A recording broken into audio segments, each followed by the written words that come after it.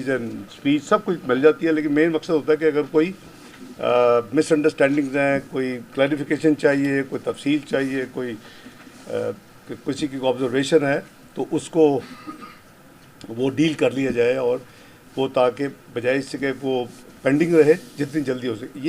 ये इसकी बैकग्राउंड है हमेशा से कि बजट प्रेजेंट करने के बाद अगले दिन एक पोस्ट बजट ब्रीफिंग हमेशा होती है। मैं भी उनमें शामिल हूँ जिन्होंने माजी में 6 की हैं, आज 7वीं है, और मकसद सिर्फ ये है। तो मैं कोशिश करूँगा कि वो सारी जो इतनी बड़ी 1 घंटे में तफसील आपको कल बजट स्पीच में भी पेश की, पेपर्स में भी दिए, पिछले साल की इकनॉमिक सर्वे आपको दिया जा चुका है, उसमें सारी डॉक्यूमेंटेड है। तो उन चीज़ों पे हम टाइम ना लगाएं। हम जो मेन 2-4 मिनट में मैं मोटा मोटा दोबारा रिपीट कर दूंगा ताकि आपको सब्जेक्ट्स और एरियाज़ का हो जाएगा आइडिया भी कि हमने कैसे चलना है। तो इस हवाले से एक और चीज़ बड़ी इंपॉर्टेंट है, वो भी मैं अर्ज़ कर दूँ। हमेशा या मोस्ट ऑफ द टाइम हम कम से कम मैं इसको फॉलो करता रहा हूँ कि बजट पेश करने के बाद हम 2 कमेटीज़ बनाते हैं FBR में। एक वो होती है जो बिज़नेस रिलेटेड जो इश्यूज़ होते हैं, एक टेक्निकल कमेटी एनॉमलीज़ के हवाले से। तो चेयरमैन साहब आज FBR मुझसे वो अप्रूवल ले लेंगे। हम दोनों कमेटीज़ आज इंशाल्लाह विद इफेक्ट फ्रॉम मंडे उनको हम सेटअप कर देंगे। तो उसमें उसका फ़ायदा ये होता है कि मेरे जो तजर्बा है, छोटा सा चीज़ है, तो उसको आपने देखा होगा कि मेरे तमाम बजट्स में उसको हम फिर एड्रेस करते हैं। और वाइंडिंग अप में चूँकि आप उसको अगर एड्रेस कर दें तो वो एक अमेंडेड आपका फाइनेंस बिल प्लस दी वाइंडिंग अप की जो चीज़ें होती है वो फिर फाइनल होता है, जिस पे फिर वोटिंग प्रोसेस और बजट का पास करने का प्रोसेस शुरू हो जाता है उस दिन या उस दिन अगले। तो इसको कमेटीज़ को अभी मेरी बात हो गई है, आज ये कमेटीज़ में मुझसे अप्रूवल लेके इसको सेटअप कर देंगे। आपके तवज्जुह से मैं दोनों जो कमेटीज़ की इसलिए इतला दे रहा हूँ कि अगर किसी की भी यानी दोनों कैटेगरीज़ में अगर कोई अनॉमली हो तो मोस्ट वेलकम, वो इस कमेटी को मिलें, इनको बताएं।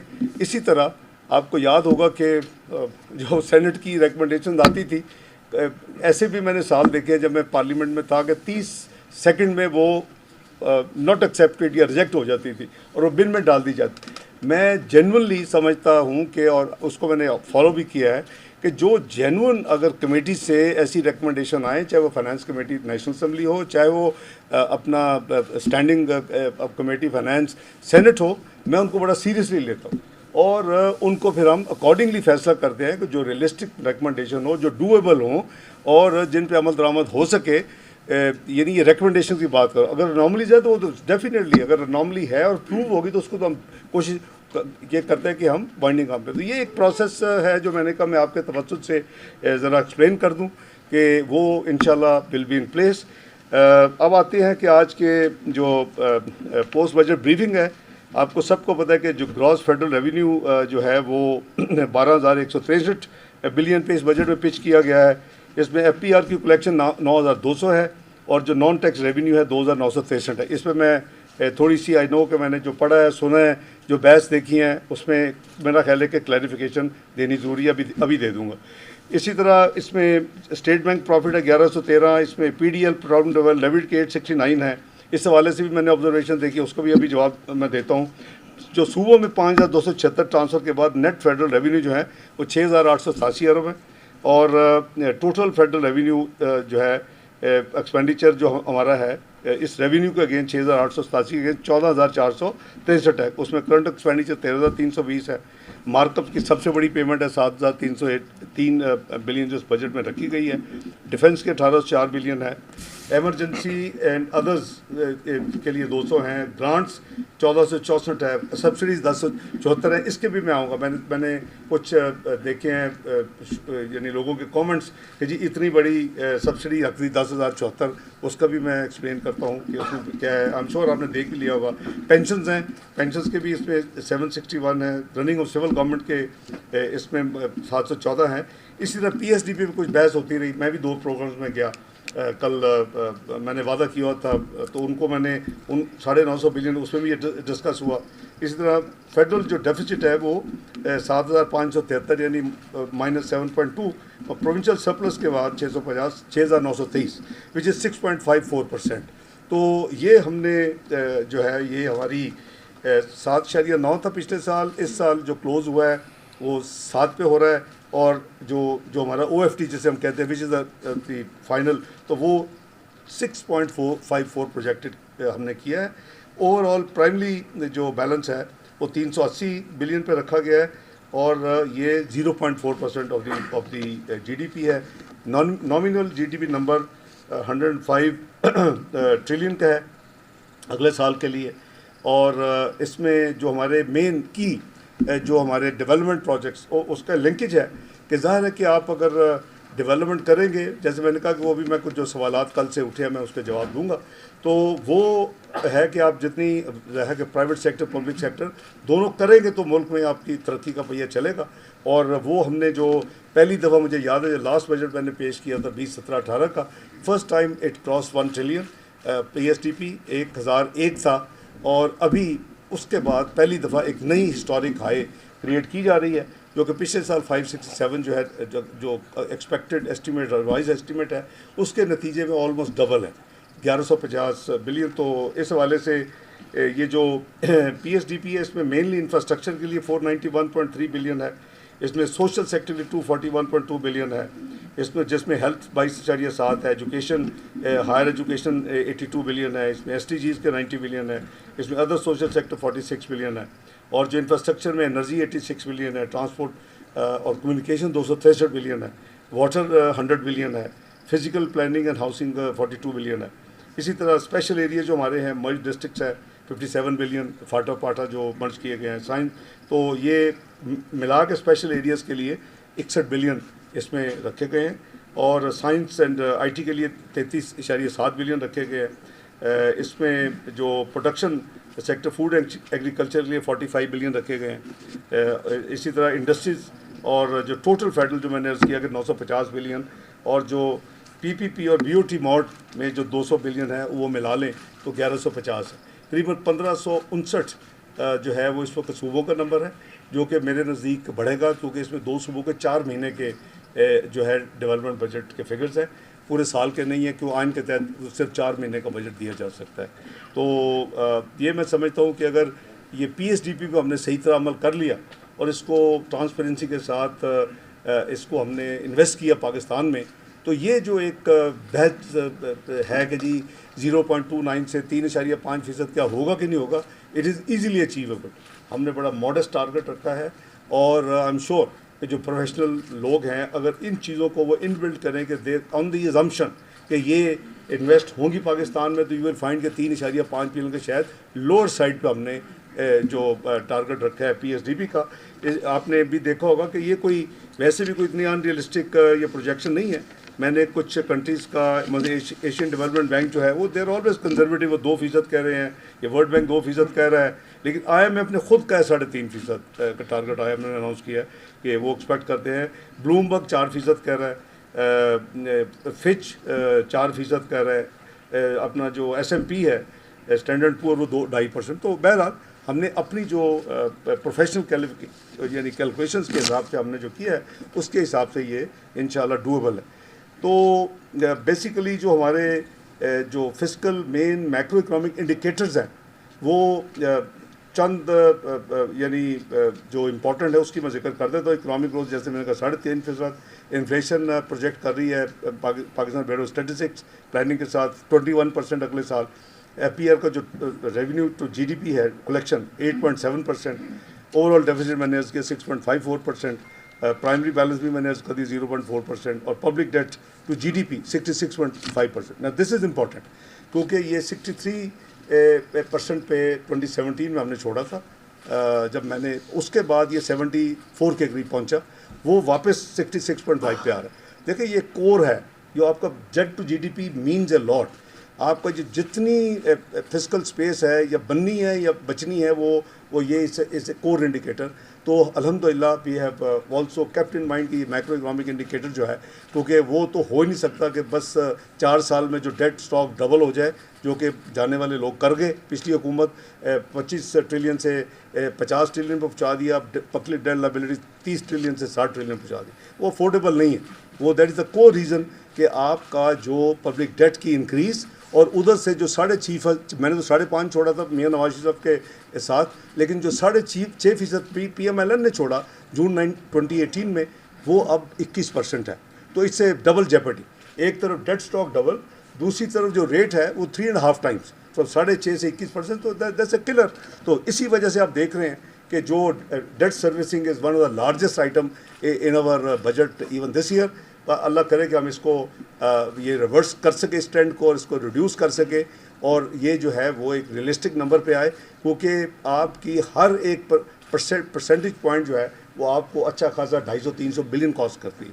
तो बहरहाल दीज आर दी नंबर्स। तो अल्हम्दुलिल्लाह ये जो प्रोजेक्शंस अल्लाह करे ये बिल्कुल हम अचीव करें, तो 66.5% we are pitching public debt to GDP, और GDP जैसे मैंने अर्ज़ किया कि 105.8 ट्रिलियन रुपीज़ की एक्सपेक्टेड है। चंद अल्फाज में अर्ज़ करूँगा अबाउट के जी ड्राइवर्स ऑफ ग्रोथ। कल मुझे 2 प्रोग्राम में पूछा कि जी कैसे ये ग्रोथ होगी, कैसे होगा। आपने देखे कि ये थोड़ा सा ट्रेडिशनल बजट से हट के हमने बजट बनाया, तो हमें फोकस करना पड़ेगा कि देखिए you have to start somewhere. Growth होगी तो आपका ये मज़ीद पहिया चलेगा और लोगों को एम्प्लॉयमेंट मिलेगी। ग्रोथ होगी तो आपके मैक्रो इकनॉमिक इंडिकेटर ठीक होने शुरू होंगे, तो आपकी महंगाई कम होगी। ग्रोथ होगी तो जॉब एम्प्लॉयमेंट क्रिएट होगी। ग्रोथ होगी तो आपका as a consequence interest policy rate नीचे जाएगा। ये जो साइकिल बन गया है, जो मैंने आपको अर्ज़ किया कि जी 5 साल में 4% CPI, 2% food inflation, 6.5% policy rate, वो सारा जाके रिवर्स हो गया। अब कहाँ पहुँच गया आपके सामने। तो इसको हमने रिवर्स करना है। मैं तो कहता हूँ कि हमारा पहला हदफ जो होना चाहिए कि we should go back to achieve 2017 macro economic indicators. Once you get that, then you have the second goal to achieve what PricewaterhouseCoopers said कि you will be part of G20। I think एक nuclear, एक मिसाइली, एक power, एक कुव्वत होने के नाते ये पाकिस्तान अगर अपने आप को मुआशी कुव्वत भी बना ले, उसमें शामिल हो जाए, I think that what is nation expects from us, the politicians, और इंशाल्लाह दैट इज़ एटलीस्ट द हदफ of this government and PMLN in particular. तो जो अब इसके लिए जो मैंने कहा कि हमने एक स्पेशल फोकस किया है, वो एरियाज़ भी जो है वो आप एग्री करेंगे, unless anything you can want to say to contrary, वो एग्रीकल्चर है।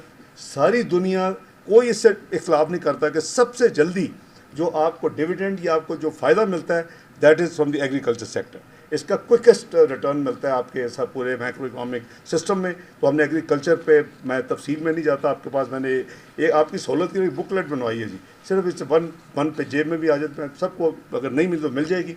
ये है budget 2023-24 vulnerable to stability and growth. जैसे मैंने कल भी अर्ज़ किया कि हमारा मेन ये है कि वल्नरेबिलिटी बहुत स्टीप थी और बहुत गहरी थी, उसमें से हम निकल के मेरे नज़दीक हम अल्हम्दुलिल्लाह स्टेबल हो गए हैं। ये अब मज़ीद डिक्लाइन, मज़ीद तबाही, मज़ीद गिरावट वो रुक गई है। अब इसको हमने पॉजिटिव तरीके से इंशाल्लाह उसको लेके जाना है। अल्लाह ताला इंशाल्लाह हमें भी तौफीक देगा, पूरी कोशिश करें इलेक्शन के बाद जो रिज़ल्ट आएंगे उसके बेसिस पे भी this should be the national goal कि हमने अब इसको वापस ग्रोथ की तरफ लेके जाना है। We should reach the macro economic indicator 2017, then move towards achieving that prediction of G20। तो अब 24th इकोनॉमी ऑलरेडी थे फॉर 27। तो एग्रीकल्चर के बाद information technology has the biggest scope. आपकी नेबरिंग कंट्री में triple digit billion of dollars की exports हो रही हैं। I think we have a great potential, we have already lost some time.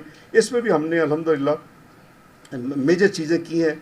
उसमें हमने ये जो उनका जो डिमांड थी कि जी इसको टैक्स को 0.25 जो है इसको एक्सटेंशन किया जाए। आपको पता है 30 जून ये 2023 को एक्सपायर हो रहा था, तो काबीना ने फैसला किया है कि हम इसको 3 साल के लिए इसको एक्सटेंड करें। इसी तरह हमने जो न्यू स्टार्टर्स हैं उनको इनकरेज करने के लिए उनको हमने $24,000 तक सालाना जो होगा 2,000 पर मंथ, तो उसको हमने यानी किया है, सेल टैक्स एग्जाम कर दिया है। एक पेजर की रिटर्न वो चाहते थे, वो डिज़ाइन हो गई है, वो लॉन्च हो जाएगी पर्टिकुलरली इन लोगों के लिए $24,000 वाले हैं। इसी तरह हमने 1% जो होगी with the ceiling of $50,000 per annum, वो जो उनकी एक्सपोर्ट इनकम होगी जो IT से वो कमाएंगे 1% तक दे विल बी अलाउड के ड्यूटी फ्री वो हार्डवेयर और अपनी इक्विपमेंट को मंगवा सके। तो ये मैं समझता हूँ कि अच्छे खासे इस इंडस्ट्री के लिए हमने इंसेंटिव लिए हैं। हम बड़ी जल्दी जो स्पेशल जोन इसके लिए जो प्लान है उसको भी इंशाल्लाह हम एक्टिवेट करेंगे और जो भी उसमें पेंडिंग जो काम है उसको करेंगे।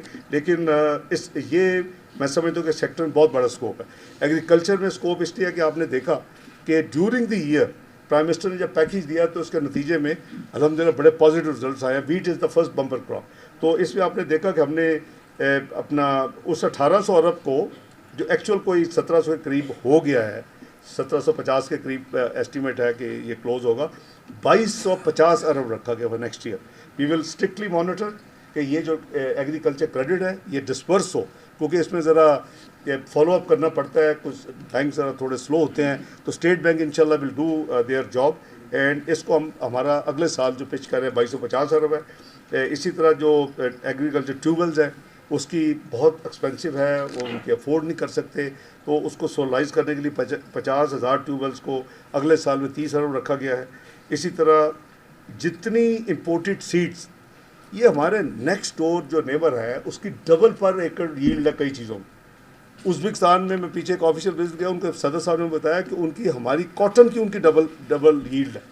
तो हमें अपने जो सीड्स है उसको हमें बहुत तवज्जो देनी चाहिए। हमारी वो सीड कॉर्पोरेशन होती थी, सब रिसर्च कुछ नहीं हो रहा, सब बंद हो गई हैं, या वैसे वहाँ को अगर चंद बंदे बैठे हैं तो बेचारे बस समझे कि रिटायर्ड ही बैठे हुए अपनी अपनी तरफ सैलरी वाली लेते हैं। इस पर हमें तवज्जो देनी चाहिए, क्योंकि अगर हम पर एकड़ यील्ड ये हम इसको अगर बढ़ा लें और in line with our neighbouring country, अब इस ईस्ट पंजाब में कुछ और पर एकड़ यील्ड है वीट की और इधर, तो क्या कौन सा फ़र्क है भाई? Continuity of the same land है, वो 2-4 किलोमीटर क्या फ़र्क पड़ गया, उनकी हमसे डबल है। तो आप इमेजिन करें कि अभी 28,50,000 जो भी इस वक्त सीड और DAP what ever is available उसके बेसिस पे है, डबल नहीं आप 50% इंक्रीज़ कर ले तो इमेजिन के you will B food security एक कंट्री बन जाएंगे आप दूसरों को हेल्प कर सकते हैं और इसके लिए भी काम हो। I think it may be too premature for me to say कि हमारा है कि एग्रीकल्चर रेवोल्यूशन लाना इस मुल्क में, but don't ask me land reform, मैंने कल जवाब दे दिया। लेकिन मैं कह रहा हूँ कि ये आ सकता है, हमारा बहुत पोटेंशियल है। तो इसको मद्देनज़र रखते हुए सीड्स के ऊपर जो इम्पोर्टेड होंगी उसमें जो अपना टैक्सेस ड्यूटीज़ ख़त्म कर दी गई हैं। इसी तरह जो कंबाइंड हार्वेस्टर्स हैं, ड्रायर्स है, राइस प्लांटर्स है, सीडर है, इनके ऊपर भी ड्यूटीज़ और टैक्सेस जो है विड्रॉ कर ली गई हैं, इसको भी एग्जम्प्ट कर दी गई। रीज़न कि वो कहते हैं जी, बता रहे थे कि जो वो प्लांट करते हैं 40 जो मैनुअल करते हैं, अगर आप ये इक्विपमेंट लगाएं तो 100 हो जाते हैं। हमें इमेजिन कि कितना फ़र्क, 2.5 टाइम्स। तो ये चीज़ें जो हैं बड़ी माइक्रो तफसील के साथ देखी गई हैं। पिछले कई महीनों से इस पर काम हो रहा था, करीब फरवरी ऑनवर्ड्स, तो ये उसकी आउटकम है। मैं समझता हूँ कि इंशाल्लाह इस पर हमें बहुत फ़ायदा होगा। इसी तरह जो एग्रो बेस्ड जो है एसएमईज़ को, एक तो एग्रो को आपने एसएमईज़ में डाल दिया, अब एसएमई जो एग्रो बेस्ड है उनको कंसेशनल लोन की प्राइम मिनिस्टर की हदायत पे एक स्कीम बनाई जा रही, और उसके लिए हमने रकम मुख्तस की है इस बजट में, ताकि वो जो कंसेशनल जो फ़र्क है, ज़ाहिर है कि बैंक तो सस्ता नहीं देंगे ना, उसका जो फ़र्क है वो गवर्नमेंट पिक कर सके। इसी तरह जो नई जो है एग्रो बेस्ड इंडस्ट्री जिसकी टर्नओवर 80 करोड़ तक है, उसको टैक्स एग्जम्पशन दी गई है। पीएम की जो youth business and agriculture loans हैं उसके लिए हमने 10 बिलियन रखा है इस बजट में। और जो कभी इंपोर्ट करनी पड़ जाती है यूरिया, जिसकी कीमत बहुत फ़र्क है आपके पाकिस्तान में, चूँकि आप उनको अपनी वैलिड गैस देते हैं और उसकी कॉस्ट आप बहुत ही रीज़नेबल चार्ज करते हैं, much lower than even Saudi Arabian UAE। तो उस वजह से आपकी यूरिया की जो कीमत है मुल्क में वो कम होती है, वो 3,300-400 थी पिछले साल, हालांकि इंटरनेशनल प्राइस बहुत ऑलमोस्ट डबल थी। तो उस हवाले से अगर खुदा न खासा को किसी स्टेज पे यूरिया इंपोर्ट करना पड़े, अभी तक तो हम बिल्कुल प्लानिंग हमने की हुई है। अभी 31 अगस्त है जो वैलिड गैस जो है उनको यूनिट्स को मिल रही है, वरना ये मई में जो पिछली हो रही थी ख़त्म, आपको याद होगी इसी की मीटिंग में ये डिस्कस हुआ, और वो कह रहे थे कि अभी इंपोर्ट की इजाज़त दें, तो हमने वो गैस 3 महीने के लिए दोबारा एंड मज़ीद पीरियड के लिए डाइवर्ट की, और उनका कि इनको आप अभी दें ताकि मुल्क में यूरिया पैदा हो, सस्ता हो और आवाम को मिले और हमें इंपोर्ट बिल भी बचे। फ्रैंकली उसमें 2 हमारे फ़ायदे थे। तो वो लेकिन on the safe side 6 billion की सब्सिडी रखी है, अल्लाह करे इसको खर्च करने की ज़रूरत ही ना पड़े और पाकिस्तान अपना जो ज़रूरियात है ड्यूरिंग द ईयर पूरी कर सके। इसी तरह मैं अर्ज़ कर रहा था एसएमईज़ आपका तीसरा है। जितनी आप मोस्ट डेवलप्ड इकोनॉमीज़ देखेंगे, आप जर्मनी देख लें, जापान देख लें, यूरोप देख लें, उनका SME is the backbone of their economy and they have a very high percent. हमारा एसएमई बहुत वीक है। हमारा जो स्मॉल एंड मीडियम एंटरप्राइज है इसमें बहुत मेहनत और काम करने की ज़रूरत है। इसको इनक्रेज करने के लिए हमने 250 मिलियन के जो थ्रेश होल्ड था उसको 800 मिलियन या 80 करोड़ कर दिया 25 करोड़ से। इसका 20% रिस्क, इसको फिर पैसे भी ज़ाहिर एक नया एसएमई है, बैंक को क्रेडिबिलिटी बैलेंस शीट्स वही है, तो वो देवर रिलक्टेंट, उनको फाइनेंसिंग नहीं हो रही थी। उनके लिए हमने ये रखा है कि जी उनको हम 20% ऑफ द फर्स्ट रिस्क जो है वो गवर्नमेंट ऑफ पाकिस्तान अगर खुदा न खास्ता किसी एसएमई को लोन देते हैं और वो यानी रिकवर नहीं होता, वो हमने एक इसमें इंट्रोड्यूस किया जी इस बजट में। इसी तरह आसान फाइनेंस स्कीम होती थी, आपको याद होगा, वो बिल्कुल डाई डाउन हो गई है, उसको किसी ने फॉलोअप नहीं अब कर रहे कुछ सालों से, उसको रिवाइव कर दिया है। और जो एक्सपोर्ट फाइनेंस स्कीम जो है इसके लिए एसएमईज़ के लिए वो भी अंडर कंसिडरेशन। आपने कल मैंने ये भी अर्ज़ किया था कि एसएमईज़ के लिए हम रेटिंग एजेंसी जो है वी आर कंसिडरिंग को एक स्पेशल रेटिंग एजेंसी, ताकि वो बैंकिंग ट्रांजैक्शन करने के लिए, बोरो करने के लिए, फैसिलिटीज़ लेने के लिए वो उनको एक प्रोफेशनल जो है वो असिस्टेंस मिल जाए। इसी तरह 90% of our exports as of now, जितनी एक्सपोर्ट्स हैं उसका 90% हमारे पाकिस्तानी ओवरसीज़ बहन भाई पाकिस्तान में भेजते हैं। It's a very big source. आपका ट्रेड डेफिसिट इज़ ह्यूज और उसको माइनस होता है उसमें से रेमिटेंसेस, वो इसको भी एक रीजनेबल पॉइंट पे लाती है और वो हमारा बहुत बड़ा एक सोर्स है। उनको हमने यानी रिकग्नाइज़ करने में, इनकरेज नहीं, रिकग्नाइज करने के लिए बेसिकली हमने कुछ इस अपना बजट में कुछ चीज़ें रखी हैं। इसमें हमने एक फाइनल टैक्स होता था जब वो यहाँ प्रॉपर्टी प्लॉट घर खरीदते थे, उसको ख़त्म कर दिया। दे विल नॉट पे, नाइकॉप होगा, फॉरेन रेमिटेंस उनके पास प्रूफ होगा, दे विल नॉट पे, 2% एग्जम्प्ट होंगे। इसी तरह एक 3 कार्ड तो चल रहे हैं, एक चौथा card category diamond card introduce किया जा रहा है और उसके साथ जो वो उनको मिलेगा जो फी साल में $50,000 पाकिस्तान में बैंकिंग चैनल से रिमिट करेंगे और उनके लिए हमने मसलन ग्रेटेस्ट पासपोर्ट है, नॉन प्रोहिबिटेड बोर्ड का उनको एक लाइसेंस है। इसी तरह access to consulate, special preferential access जहाँ जहाँ मुल्कों में है आपकी एम्बेसी कॉन्सुलेट्स में, और यहाँ भी फास्ट ट्रैक इमिग्रेशन, ये सारी चीज़ें इंशाल्लाह हम उनको इंसेंटिव दे रहे हैं। एजुकेशन के हवाले से चूँकि ड्राइवर्स ऑफ ग्रोथ में और फ्यूचर के लिए वो भी बहुत ज़रूरी है कि एंडोमेंट फ़ंड कायम किया जा रहा है 5 बिलियन का। इसी तरह मेरिट बेस्ड जो डिस्ट्रीब्यूशन हो रही है इस माली साल के हवाले से 1 लाख लैपटॉप्स की वो आ रहे हैं। जुलाई में फर्स्ट कंसाइनमेंट आ रही है, बट ऑल पेड अपना फंडेड। अगले साल के लिए भी वो 1 लाख करीबन लैपटॉप्स के 10 बिलियन इस स्कीम में, इस बजट में रखा गया जी। और इसी तरह promotion of export, schools, colleges, professional के लिए भी इस बजट में इनफ एलोकेशन रखी गई है। विमेन एम्पावरमेंट के लिए भी इसमें स्पेशल बजट प्रोविज़न है। Skill development, concession loans and tax concessions for women, ये भी एक है। और कंस्ट्रक्शन एक्टिविटीज़ के लिए भी इसमें, क्योंकि वो 40 तकरीबन इंडस्ट्रीज़ को रिवाइव करती है, तो इसमें टैक्स क्रेडिट है, 10% reduction in the tax rate और 5 million whichever is less to builders and common man on construction of houses and buildings. और दूसरा है कि extension in tax concession REIT जो है, जो एक रियल एस्टेट इन्वेस्टमेंट ट्रस्ट के नाम से आपको पता है कि बड़े मुल्कों में ये बड़ी अच्छा परफॉर्म करती है। ये एक hundreds of individuals can be part of one owner of one REIT and shareholder one REIT. तो इसको बहुत डिमांड थी कि इसको एक्सटेंड किया जाए, उसको भी 1 साल हमने, जो इस वक्त स्कीम चल रही है उसको हमने एक्सटेंड किया है। एनर्जी में भी सोलर और उसको पैनल्स को, इन्वर्टर्स को, उनके जो रॉ मटेरियल्स हैं ताकि मुल्क में बने, उनके रॉ मटेरियल पे जो कस्टम ड्यूटी है उसको ख़त्म कर दिया गया है। और फाइनली थोड़े से रिलीफ मेजर्स आपको मैं 2 मिनट में बता देता हूँ। आपको याद होगा पिछले साल बजट 360 अरब थे बिस्प के लिए, उसको हमने ड्यूरिंग दी 400 किया। अभी इस बजट में 450 फाइनल फिगर है, क्योंकि जो पिंक बुक जो छपी थी और उसमें नंबर तय, क्योंकि ये होता है, हमेशा होता है। और वो जो हमारा अमेंडेड जो होगा विद ऑल दी चेंजेस और कल के अपना बजट स्पीच के और कैबिनेट अप्रूवल के बाद वो हम अपलोड करके फाइनेंस डिवीजन की वेबसाइट पे अगले 24 घंटे में अपलोड कर देंगे।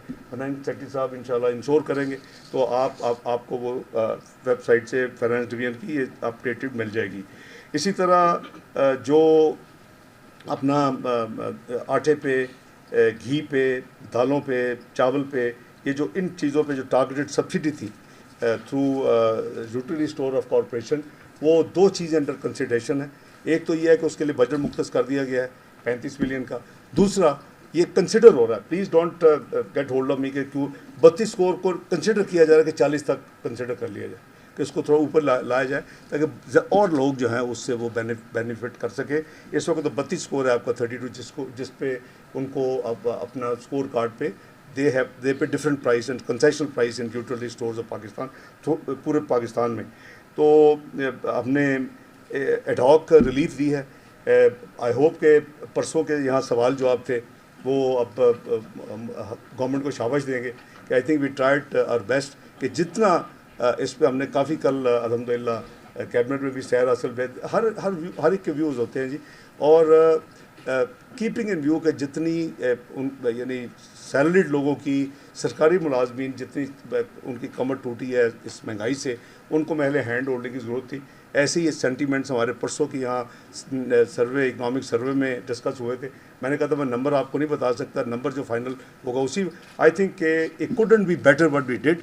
हमने अपना 1 से 16 जो ग्रेड के सरकारी मुलाजमीन हैं उनको हमने अल्हम्दुलिल्लाह 35% एडहॉक रिलीफ दी है, और जो 17 से 22 हैं उनको 30% दी है। जी सॉरी, एडहॉक रिलीफ अलाउंस क्या नहीं साहब सारे पता की होंगे जाते नहीं, इसलिए वो कहते हैं ये बेसिक पे होता है हमेशा। एडहॉक रिलीफ तो आपको भी पता है, पहली दफ़ा नहीं ऐसी कोई टर्म यूज़ कर रहे हैं। एडहॉक रिलीफ अलाउंस देखे, एक होता है कि आप उसको मर्ज करके दे, एक होता है एडहॉक रिलीफ। तो हमेशा ये पहले तो एडहॉक रिलीफ आता है, आपके 4-5 फ्लोट कर रहे होते हैं, आगे जाके जब आपको स्पेस मिलती है एक आधा मर्ज कर लेते हैं। तो ये नई चीज़ तो नहीं है ना, इसको हम we should not give a impression कि कोई नई चीज़ की गई है। हमेशा एडहॉक रिलीफ अलाउंस होता है और वो फिर आगे जाके जस्ट इसकी बारी आएगी मर्ज हो जाएगा अपने उसमें, तो उसका बेनिफिट मिल जाएगा।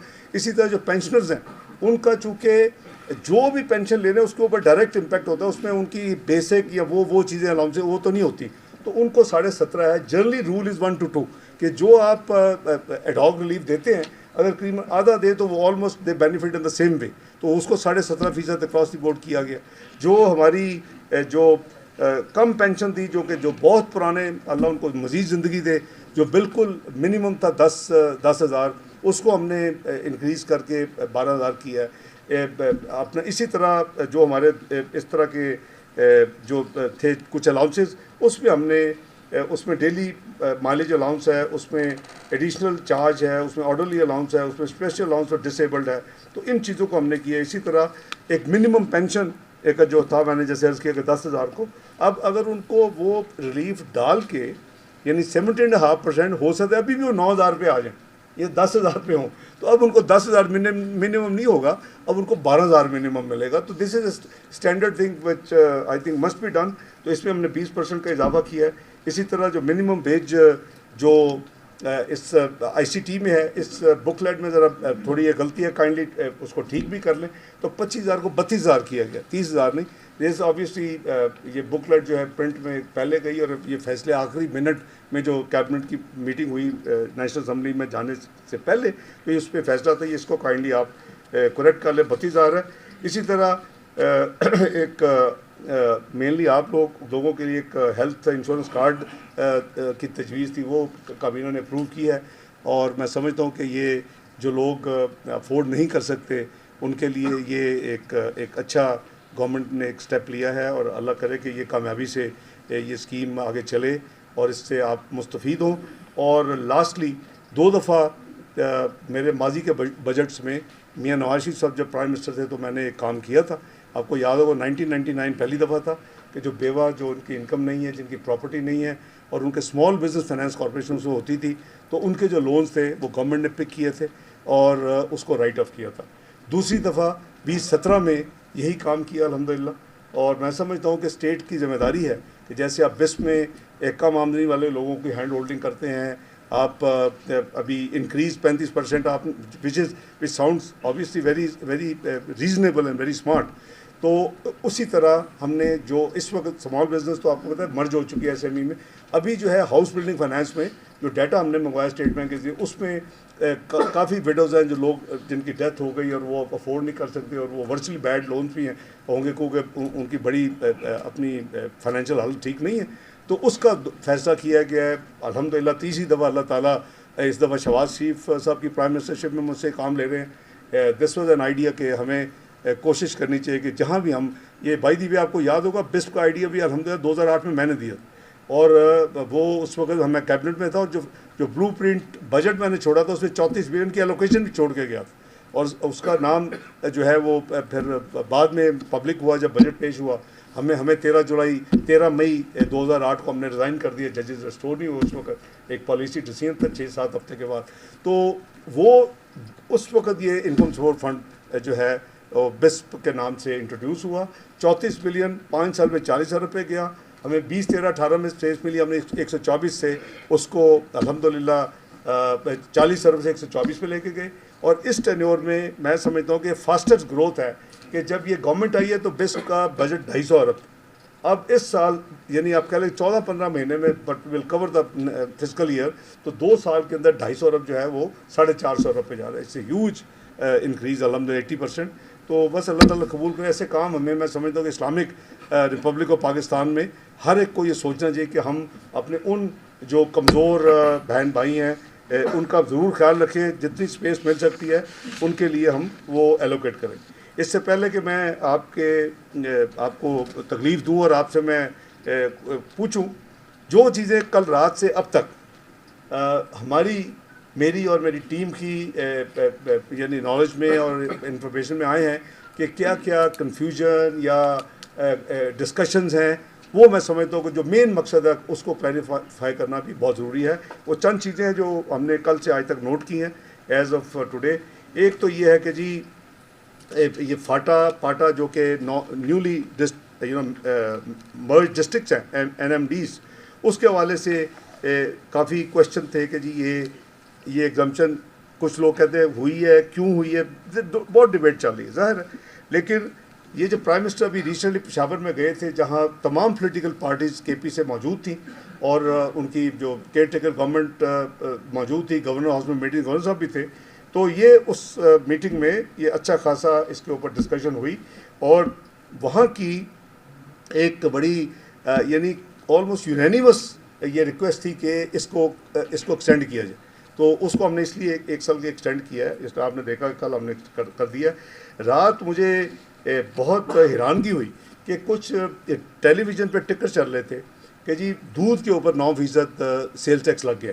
तो वो फिर डिबेट ये हो रही थी कि जी कल ग्वाले भी बढ़ा देंगे, हालांकि उन पर कोई असर होना नहीं चाहिए, लेकिन चूँकि वो जो है अपना आपके मिल्क पैक इस तरह के जो होते हैं प्रोसेस मिल्क, वो उसके ऊपर यानी अगर लग गया तो वो लामहला, ये हमारी माजिद की तो यही रवायत है। तो वो मैंने कहा ये तो लेट मी टेल यू कि this was one of the proposal. मेरा ख्याल है कि किसी को पुराना पे अपना हमारे लोग यहाँ हैं जिनको हर चीज़ कागज़ मिल जाते हैं और वो पहुँच जाते हैं, चाहे वो उन्होंने पता नहीं क्या रखा हुआ है आर्टिफिशियल इंटेलिजेंस। तो मेरा ख्याल है वो किसी को पास पुराना पेपर चला गया, क्योंकि मुझे काफ़ी मैसेज इसके ऊपर आ और फिर TV पे भी वो चल रहा था। तो हम क्लैरिफाइंग कि कोई मिल्क के ऊपर आपके पास फाइनेंस बिल मौजूद है, आप उसमें चेक कर लें, लेकिन ये गालिबन जो हमारे प्रपोजल्स अंडर डिस्कशन थे उसके नतीजे में ये निकला है।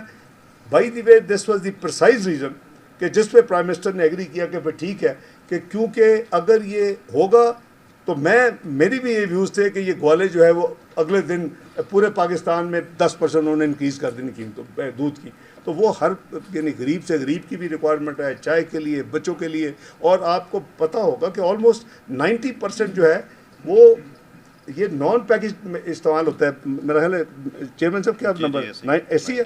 तो ये 10% सिर्फ मिल्क ये इस्तेमाल होता है और 10% की इंक्रीज़ ने पूरे 90% पे बगैर किसी वजह के, जैसे वो 5 रुपये डीजल होता था तो नाल एक रुपये चीज़ों की कीमतें 2 बढ़ा देते, वो होना था। तो वो इस चीज़ को मद्देनज़र रखते हुए ये नहीं किया, और ये पार्ट नहीं है, मैं क्लैरिफाई कर रहा हूँ, a categorical, there is no levy of sale tax on this package milk. तीसरी जो बहस चल रही है, और मेरे साथ भी कल मैंने 2 प्रोग्राम जो प्री कमिट किए हुए थे चंद महीनों से मैंने वो किए, तो दो चैनल्स के साथ, उसमें भी एक में ये जिक्र हुआ लोग भी कि जी ये इतना बड़ा नॉन टैक्स रेवेन्यू जो है वो क्या इकट्ठा हो जाएगा 2963। यस, वो डूएबल है, और उसकी वजह यह है कि सबसे पहले तो इसमें स्टेट बैंक के प्रॉफिट्स हैं प्रोजेक्टेड 1113 अरब, और उसकी वजह ये है कि ये जो 3500 4000 से नीचे प्रोजेक्शन थी जो 7300 में चली गई है, ये सारा साइकिल है। आप माशाल्लाह समझते हैं कि जब स्टेट बैंक वो यानी उनको देता है OMO, और वो फिर गवर्नमेंट के ट्रेजरी बिल्स खरीदते हैं, तो ये अल्टीमेटली जो स्टेट बैंक को जो प्रॉफिट होता है तो that is state bank profit, अपना फेडरल गवर्नमेंट को वो डिविडेंड के तौर पे ये प्रॉफिट देते हैं, ये देते हैं, शेयर देते हैं। तो वो हमारी बड़ी रियलिस्टिक वर्किंग है। स्टेट बैंक और ने अपना इंडिपेंडेंट तमाम वर्किंग करके ये फिगर जो है वो यानी कमिट किया है और गवर्नमेंट को कन्वे किया है। दूसरी मेजर आइटम है PDL, पेट्रोलियम डेवलपमेंट लेवी, वो 869 बिलियन 869 अरब इसमें प्रोजेक्टेड है। ये 2 आइटम्स आप मिला लें तो ये 2 बिलियन तो यही हो जाते हैं, सिर्फ ये 2 आइटम्स। तो उसमें भी मुझे भी पूछा कि जी कैसे होगा, इस साल तो नहीं हुआ वगैरह वगैरह। एक उसमें 2 चीज़ें, एक ये है कि पिछले साल आपकी 50 रुपये through out the period of fiscal year वो नहीं थी, वो ग्रेजुअली हुई। IMF की जो कंडीशंस जो मानी हुई थी माजी में, उसको इम्प्लीमेंट करते करते आप एक टाइम लाइन के साथ उसको, पहले तो वो डिले हो गई जब पिछली गवर्नमेंट ने नहीं किया और रिवर्स कर दिया, तो उसको पूरा किया गया। तो पूरे साल 50 रुपीज़ पर लीटर उसमें नहीं था। दूसरा ये कि इसको बेस किया गया कि जो लेटेस्ट लास्ट क्वार्टर के जो कंजम्पशन के फिगर्स हैं इन पेट्रोलियम प्रोडक्ट्स के, तो I think calculation is very realistic और इंशाल्लाह ये मीट होगी। इसी तरह इंटरेस्ट डिविडेंड्स वगैरह हैं 260 बिलियन। तो ये मैं अर्ज़ कर रहा था कि इसमें कोई ऐसी चीज़ नहीं है कि जो बहुत ओवर प्रोजेक्टेड है, they are all well debated, well calculated with the relevant जो है इंस्टीट्यूशंस। इसी तरह था कि जी ये जो टोटल टैक्स है, ये मुझे सवाल रहा कि जी ये 7200 पहले इस साल 7600 प्लस था, अगले साल ये आप रिवाइज़ करें 7200 होगा, तो ये कैसे 9200 होगा। तो इसमें कोई ऐसा मुश्किल काम नहीं है। जो टेक्निकल इस काम में इन्वॉल्व रहते हैं और रहे हैं माजी में या आज भी, उनको बड़ा सिंपल पता है कि आपकी अगले साल की टैक्स कलेक्शन में 2 मेजर फैक्टर होते हैं। आपकी इन्फ्लेशन क्या प्रोजेक्ट हो रही है, आपकी ग्रोथ क्या प्रोजेक्ट हो रही है। वो तो that is taken for granted कि इसने इतना तो बढ़ना ही बढ़ना है in the normal course of process. तो जो 7200 है, अगर आप 21.5% इन्फ्लेशन 3.5 वो लें 24.5, तो करीबन आपका जो है 1800 बिलियन तो ये हो जाता है। तो आप ऑलमोस्ट 9000 रुपये। हमारे नए टैक्स में ये जो हैं, जब मैं कहता हूँ कि टैक्स हमने नहीं लगाए तो सिर्फ 200 अरब के हैं, और वो भी ऐसे हैं कि जिसमें या डॉक्यूमेंटेशन की वजह से, या मसलन वो कहा जी 0.6% वो जो है कैश विड्रॉल पे लगा दी। कैसे डॉक्यूमेंटेशन करनी है, नया मेजर नहीं है ये चंद साल पहले तक ये लगा हुआ था। इसको अलबत्ता ख़त्म ज़रूर किया पिछली हुकूमत में, तो मैं समझता हूँ कि ख़त्म नहीं करना चाहिए था। अभी भी जो ये प्रेफर करते कि हमने नॉन फाइलर रहना है, हमने कैश ट्रांजैक्शंस करनी है, अब हम जो है इनफॉर्मल इकोनॉमी का जो हमारा हिस्सा उसको हमने नहीं आने देना, तो लेट देम पे प्राइस।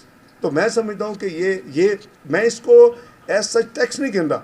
मैं समझता हूँ कि ये जो 200 बिलियन के टैक्स मेजर्स हैं वो मोस्टली इस टाइप के हैं जिसमें आपने या डॉक्यूमेंटेशन को तरवीज देने की है या कोई नॉर्मली दूज की है, तो they are not real new tax measures.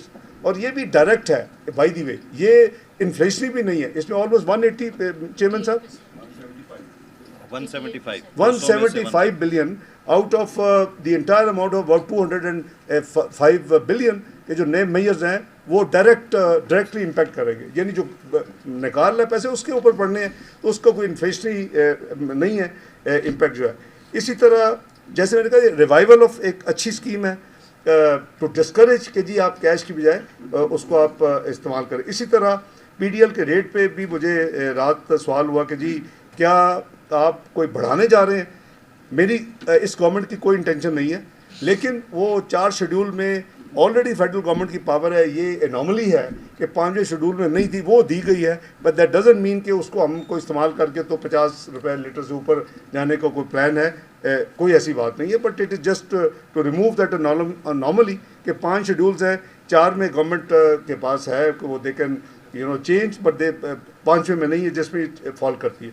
इसी तरह क्रेडिट एंड डेबिट कार्ड की यूज़ की बात, रात मुझे उसके मैसेज आए कि जी ये जो इस्लामाबाद में हमने कहा है कि जो 15% जो रेस्टोरेंट पे आप जाएं कैश पे GST देते हैं, अगर आप शायद मैंने तकरीर में कह दिया क्रेडिट कार्ड वो इस्तेमाल करेंगे तो आपको 5% मिलेगा। उनका जी डेबिट भी होना चाहिए, debit cards are included, debit card हो या क्रेडिट कार्ड हो। मकसद ये है कि डॉक्यूमेंटेड कंजम्पशन आप अपने कार्ड से इस्तेमाल करें, चाहे वो डेबिट कार्ड है, क्रेडिट कार्ड है, और आप उसमें आपको 1/3 कर दिया गया है 15%। अगर आप कैश पे आज भी देंगे तो फिर obviously sale tax remains in restaurants के ऊपर 15% ही। इसी तरह ये बड़ा कल से फेमस चल रहा है कि जी 111 सब सेक्शन 4 शवाल राना साहब का फेवरेट कल से चल रहा है सब्जेक्ट। तो ये क्या कर दिया, क्या कर दिया यार। जितनी बिजनेस कम्युनिटी मुझे आगे मिली है, ये अभी चंद साल पहले, 5 साल पहले आपने उनको $100,000 रफली दिए हुए थे, आपने उनको 10 मिलियन रुपीज़ दिए थे जो कि 104 पे डिवाइड कर रहे हैं, बल्कि 100 एवरेज 102 पे, तो वो $99,500 $100,000 आपने उसको आधा कर दिया, रेट कहीं चला गया। I have not met any chamber of commerce जिसने ये डिमांड ना की होगी जी वो एक हमें एक फैसिलिटी थी, हमें अपनी वर्किंग कैपिटल की ज़रूरत होती है, चीज़ें होती हैं, हम लोगों से अपने रिश्ते मंगवा लेते हैं इस तरह, उसको रिवाइव किया गया। It is not a new measure, इसको करेक्ट किया गया है और उसको आज से 5 साल पुराने की सतह पे लेके जाया गया कि जी। तो इसलिए मेरा ख्याल इसमें ना हमें कोई परेशान होने की ज़रूरत है, ना हमें कोई, ना ये कोई नई एमनेस्टी स्कीम है, ये ऑलरेडी लॉ में मौजूद है और इसकी लिमिट को करेक्ट किया गया है जहाँ ये पहले थी। और वो मैंने कोट कर दिया, आप चेक कर ले, आई एम श्योर कि सबको याद होगा 10 मिलियन होती थी और अपना $102 था, तो वही अमाउंट हमने, और ये सबकी demand almost across the board हमने दर्जनों मीटिंग की हैं। वो बिजनेस कम्युनिटी के जी ये हमसे ज़्यादती की, आप आपने बिल्कुल यानी क्रिपल करके रख दिया। तो वो एक गवर्नमेंट ने फैसला किया कि उसको रिवाइव होना चाहिए। I think it's a good measure और आपको उसको सपोर्ट करना चाहिए। इसी तरह ये जो है विंडफॉल का सवाल हो रहा है सेक्शन 99D कि जी ये क्या है। देखिए हमारे मुल्क में सिर्फ नहीं, कई ममालिक में, आपको कम से कम हाफ ए डजन तो कंट्रीज़ के दे देता हूँ जिसको चाहिए इस मीटिंग के बाद, नाम भी और कवानीन भी। भाई अगर कोई इंडस्ट्री में विंडफॉल गेन होता है, वो obviously it is at the cost of consumers, at the cost of people of that country. तो उन्होंने अपने कानून कवानीन बनाए हुए, उसके ऊपर the government of the day वहाँ वो उसको विंडफॉल को, उस इंडस्ट्री को सेलेक्ट करती है, कोई अकेले को नहीं करती, और उसके ऊपर एक टैक्स लगा देती है। ये हमारी बड़ी कैंडिडेट इसमें बहस हुई है और इसमें हमने पूरी रिसर्च भी की है और हमारा ये फिर फैसला हमने किया कि इसको कानून में होना चाहिए, ताकि अगर कोई ऐसा विंडफॉल आए कहीं बहुत बड़ा तो उसको कानून अवेलेबल हो कि आपको नया कानून ना लाना पड़े उस वक्त, तो वो अवेलेबल हो जाएगा इस इंशाल्लाह फाइनेंस बिल पास करने के बाद।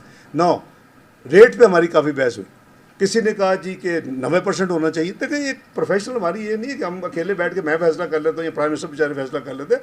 We go through a process ऐसे फैसलों में, इसमें तो हफ्तों की और महीनों की मेहनत है।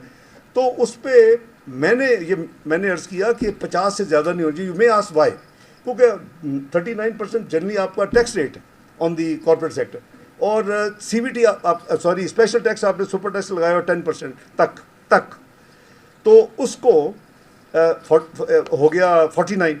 तो ये इसलिए वो 100% हो ही नहीं सकता था। तो माई कॉलीग्स अंडरस्टूड कि जी क्योंकि अनलेस यू एग्जम्प्ट कि जब ये लगेगा तो फिर वो बाकी टैक्सेशन से एग्जम्प्ट होंगे, तो वो तो एक रूटीन के टैक्स तो देते ही हैं ना उसके ऊपर वो। तो ये हमारा एक वेल थॉट आउट एक हमने अपना टैक्सेशन सिस्टम में कानून लाए हैं।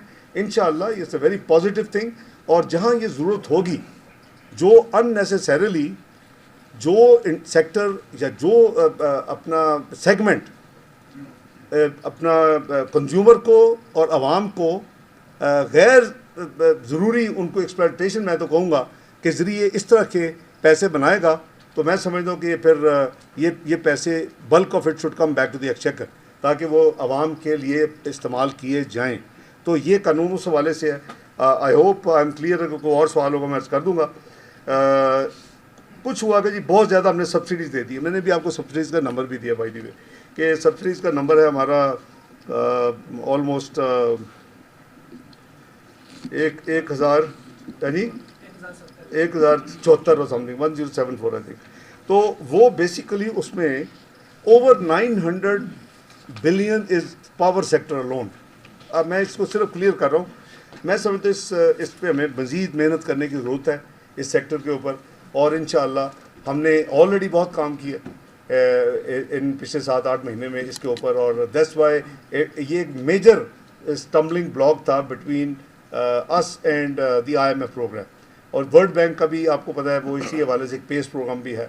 तो इस पे हमने बहुत किया, लेकिन बहुत काम करने के बावजूद हमें इस पे ऊपर फोकस करना है कि हम, इसीलिए आपने देखा कि इस बजट में रिन्यूएबल ग्रीन एनर्जी के ऊपर काफ़ी ज़्यादा इसमें एम्फेसिस दिया गया है, एलोकेशंस की गई हैं।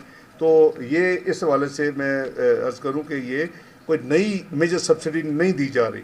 ग्रांट्स के हवाले से पूछा गया, तो ग्रांट्स भी जो हैं वो भी उसकी भी तफसील सारी जो अवेलेबल है, उसमें बेस्प है, उसमें आपके AJK है, उसमें गिलगित बल्तिस्तान है। वो ऐसी चीज़ें हैं कि जो कि आप हर साल देखते हैं, और उनकी जो इन्फ्लेशनरी इम्पैक्ट है या उनकी जो नई रिक्वायरमेंट्स हैं उसमें शायद आप देखें कि AJK के हवाले से थोड़ा सा एक जंप है। उसकी वजह है, देखिए आप जब से ये मंगला बना है, आप 2 रुपये 54 पैसे की बिजली देते हैं, बिल करते हैं, वहाँ नॉर्मल कीमत पे बिकती है। वो एक्चुअली तो आप उसका सारा लॉस तो आपको इधर देना पड़ता है। तो इसको रिकग्नाइज करके देना, आप उनके मंगला के पानी पे जो उनकी हकमंद है वो दें, और बिजली आप दें जैसे आप देते हैं बल्क रेट पे बाकी जगहों पे, तो वो तो फुल कीमत पे बेच रहे हैं। तो हमने इसलिए उनसे हमारी डिटेल नेगोशिएशंस पिछले कई हफ्तों में गवर्नमेंट ऑफ AJK के साथ फाइनलाइज हो चुकी है। Scheme has been agreed, so we will pay them now. जो है वो उनकी फाइनेंसिंग जो बजट पाकिस्तान पिकअप करता है, all entire deficit what ever they collect through taxation या दूसरे मैयर्स, बाकी हम देते हैं। उसमें ऑब्वियसली एक इजाफा आया, लेकिन वो इजाफा इस वजह से यू विल ऑल्सो हैव कि आप बिजली की कीमत जो है आपका इस ब्लीडिंग में आपका वो अमाउंट अब कम हो जाएगा, because you will be billing according to the standard rate. अब उनको ये नहीं होगा कि जो सब्सिडाइज एक रेट है। So I think it's a very good reform. हम उनको भी रिकग्नाइज करते हैं, they have done a good job, क्योंकि ये चीज़ें फिक्स होने वाली हैं जो कि दहाइयों से फिक्स नहीं हुई, इनको ठीक करने की ज़रूरत थी। इसमें वो एक उसमें इंक्रीज़ है। इसी तरह मैंने आपको सैलरी पेंशन अर्ज कर दी है रियल सेक्टर में। ये एक और ख़बर चल रही है, इसको भी दूध की तरह क्लियर करना जी बहुत ज़रूरी है। ये चल रहा है कि जी sale tax on import of edible oil जो है वो ख़त्म कर दिया गया है। ये ख़त्म नहीं किया गया। इंटरनेशनल प्राइसेस कम हुई हैं पिछले कई महीनों में, उसको हमने इंडस्ट्री को इंगेज रखा है गवर्नमेंट लेवल पे। उनको हमने कहा है कि ये पास करें। आपने देखा होगा कि पीछे काफ़ी उन्होंने एडिबल ऑयल की कीमतों में रिडक्शन की, और ख़ासकर यूटिलिटी स्टोर कॉरपोरेशन ने एक पूरा इश्तहार दिया जिन एडिबल ऑयल्स पे जो 3-4 वैराइटीज़ हैं कितनी रिडक्शन है। तो मैं क्लैरिफाई कर रहा हूँ कि इसको ये मिस इन्फॉर्मेशन है। आपको फाइनेंस बिल में कहीं या मेरी तकरीर में कहीं नहीं मिलेगी कि हमने ये जो इसको ख़त्म कर दिया। हाँ, एक ये भी कल मैंने कहीं सुना या पढ़ा कि जी ये जो शरिया कंप्लाइंट हमने अनाउंस किया है कि जी CDNS नेशनल सेविंग जो सेंटर्स हैं ये कब से अवेलेबल होंगे इंस्ट्रूमेंट्स, और ये नया शरिया बेस्ड इन्वेस्टमेंट इंस्ट्रूमेंट। तो इंशाअल्लाह 1 जुलाई 2023 से ये इंस्ट्रूमेंट जो हैं वो अवेलेबल होंगे। आई थिंक मैंने कोशिश की है कि जितने अपना कल से queries, misunderstanding, debates, discussions, areas उसको कवर करूं, पर अगर अभी भी कुछ रह गया तो मैं हाजिर हूँ जी। कोई कौन? अरशाद अंसारी साहब एक्सप्रेस से। जनाब साहब, आपने होम के हवाले से बुनियादी तौर पर वजाहत कर दी, लेकिन एक दो चीज़ें अभी इसमें हैं। जी एक तो ये बता दीजिएगा कि इसका इतलाक कॉर्पोरेशन मुख्तार इदारे क्या उस पर भी होगा, और दूसरा ये कि इसमें जो 15% जो माली साल जा रहा है इसमें भी इजाफा हुआ था, उसको भी इंक्रीमेंट में शामिल नहीं किया गया था। अभी 30% 35% जो एहतियात लोगों की बात में इजाफा किया गया, क्या ये इंक्रीमेंट के लिए भी कंसीडर होगा या नहीं होगा? और दूसरा सर एक सवाल कर लें जी, मेरा ख्याल जी जी फरमाएं। एफबीआर का वार्निंग नोटिफिकेशन भी उस पर अमल दरामद रोका था कि इनके एम्प्लॉइज ने लेटर जो लिखे थे छुट्टियों के लिए पे जाने के लिए माली मुश्किलात के हवाले से, इनका जो अनाउंस है जो फ्रीज किया हुआ बहुत अच्छे से, क्या उसको डिफ्रीज किया गया है या नहीं किया गया? जी मेहरबानी जी। नहीं इस तरह तो मैं मिस कर जाऊँगा जी, नहीं इस तरह। एक सेकंड जी, एक सेकंड, मैं उनको जवाब दे दूँ यार। एक सेकंड भाई, एक सेकंड देखिए, एक तो ये है कि आपने फरमाया ये, देखिए या तो ना, मैंने जैसे कैनी साहब को अर्ज़ किया था, या तो ना हम नई चीज़ कर रहे तो उसके एडॉक रिलीफ अलाउंस दहाइयों से चल रहा है, जिस साल आता है वो बिल्कुल उसमें शामिल नहीं होता। और ये 5-7 जो एडॉक रिलीफ अलाउंस चल रहे होते हैं, जब आपको स्पेस मिलती है उसको आप उस वक्त मर्ज करते हैं। इंक्रीमेंट की बात कर रहा हूँ वो ओ भाई, इंक्रीमेंट जाहिर है, अगर अलाउंस नहीं होते इंक्रीमेंट में उसका कैसे आप कैलकुलेट कर? Allowance is separate. हाँ जी, नहीं वही नहीं हो ही नहीं सकता ना, this is separate item, that is the whole idea. वरना फिर अब कर तो ये कन्फ्यूजन काइंडली क्रिएट ना करें। ये जिस तरह एडॉक रिलीफ अलाउंस ट्रीट होता है उसी तरह ट्रीट होगा। ये सेपरेट स्टैंड अलोन उनको अलाउंस मिलता है, ये उस पर डाल के इंक्रीमेंट नहीं होती, अदरवाइज तो फिर मुश्किल हो जाएगा ना। इसी वजह से जब भी स्पेस मिलती है, मुझे याद है कि 3-4 मैंने एक टाइम में मर्ज किए थे जब स्पेस थी, याद है आपको? वो जब आपको स्पेस मिलती है आप कहते हैं वो उसका अपना इम्पैक्ट होता है, उसका अपना आपका बिल और बढ़ता है। तो वो जो इंशाल्लाह जब स्पेस मिलेगी, अल्लाह करे जो भी माजी फ्यूचर में हो, उस वक्त होगा। एज ऑफ दिस ईयर ये एडॉक रिलीफ अलाउंस है, स्टैंड अलोन है, और इसका उससे कोई तलक नहीं। जो दूसरा आपने फरमाया कॉरपोरेशन की बात, देखिए गवर्नमेंट जो अपना तो कर सकती है, और कॉरपोरेशन ऑलमोस्ट ऑटोनोमस हैं, जनरली वो फॉलो करती हैं। जैसे आपने मिनिमम वेज आप इस्लामाबाद कैपिटल टेरिटरी के अनाउंस कर दें, वो आपकी तो वहाँ तक जिम्मेदारी है और आपका राइट है। लेकिन जनरली सूबे सारे आपने देखा होगा वो फॉलो करते हैं, कई दफ़ा वो 1-2 हज़ार ज़्यादा और ऐड कर देते हैं। तो ये लेकिन अल्टीमेटली फिर प्राइवेट सेक्टर ने इसको इम्प्लीमेंट करना होता है। तो ये आपका दूसरा। तीसरा आपने सवाल किया था एफबीआर का, ये अपना हमने अंडर कंसिडरेशन है, जो आपकी बड़ी वैलिड पॉइंट है कि वो जो फ्रीज हुए हैं वो वी आर कंसिडरिंग इंशाल्लाह पॉजिटिव। जी जी मोती साहब 92 से ये बताइए कि क्या जो प्लान बी है उसका टाइम आ गया है? अगर आ गया है तो उसके असिस्टेंस के लिए कहीं से कोई इंश्योरेंस मिली? देखिए प्लान बी जो है वो आपका होता ही है सेल्फ रिलायंस और अपने पाँव पे खड़ा होने का। जब आप उसके लिए काम करते हैं तो इंशाल्लाह इस पे ज़्यादा पब्लिकली ज़्यादा बात नहीं हो सकती, लेकिन इंशाल्लाह पाकिस्तान, मैंने जैसे कहा, मुझे राज सवाल हो जी 31 दिसंबर, पाकिस्तान डिफ़ॉल्ट नहीं करेगा। जो ये रट लगाते हैं ना डिफ़ॉल्ट, वो ख़ुद ज़िम्मेदार हैं। मैं नहीं कहना चाहता था, ये बुनियादी तौर पे उन्होंने इस सिस्टम में गलतियाँ की हैं, और ऐसी घरौनी गलतियाँ की हैं कि जिसकी वजह से आज हम यहाँ खड़े हैं। They are partners in that crime, इसलिए काफ़ी है। अशरफ मलकम साहब जी छोटा सवाल, हमारे देश का ही प्रोग्राम के लिए सिर्फ 15 अरब रख गए, इसका मतलब है कि हमने पाकिस्तान स्टील मिल्स, पीआईए जो दूसरी ब्रीडिंग हमारी एंटिटीज़ हैं उनसे जान छुड़ाने की कोई मनसूबाबंदी अगले साल में नहीं है। दूसरा छोटा सवाल, एक हमारे साथ बड़ा जुल्म है पाकिस्तान के साथ, हम कैपेसिटी पेमेंट पे बिजली के हेड में बहुत ज़्यादा बड़ी पेमेंट करते हैं।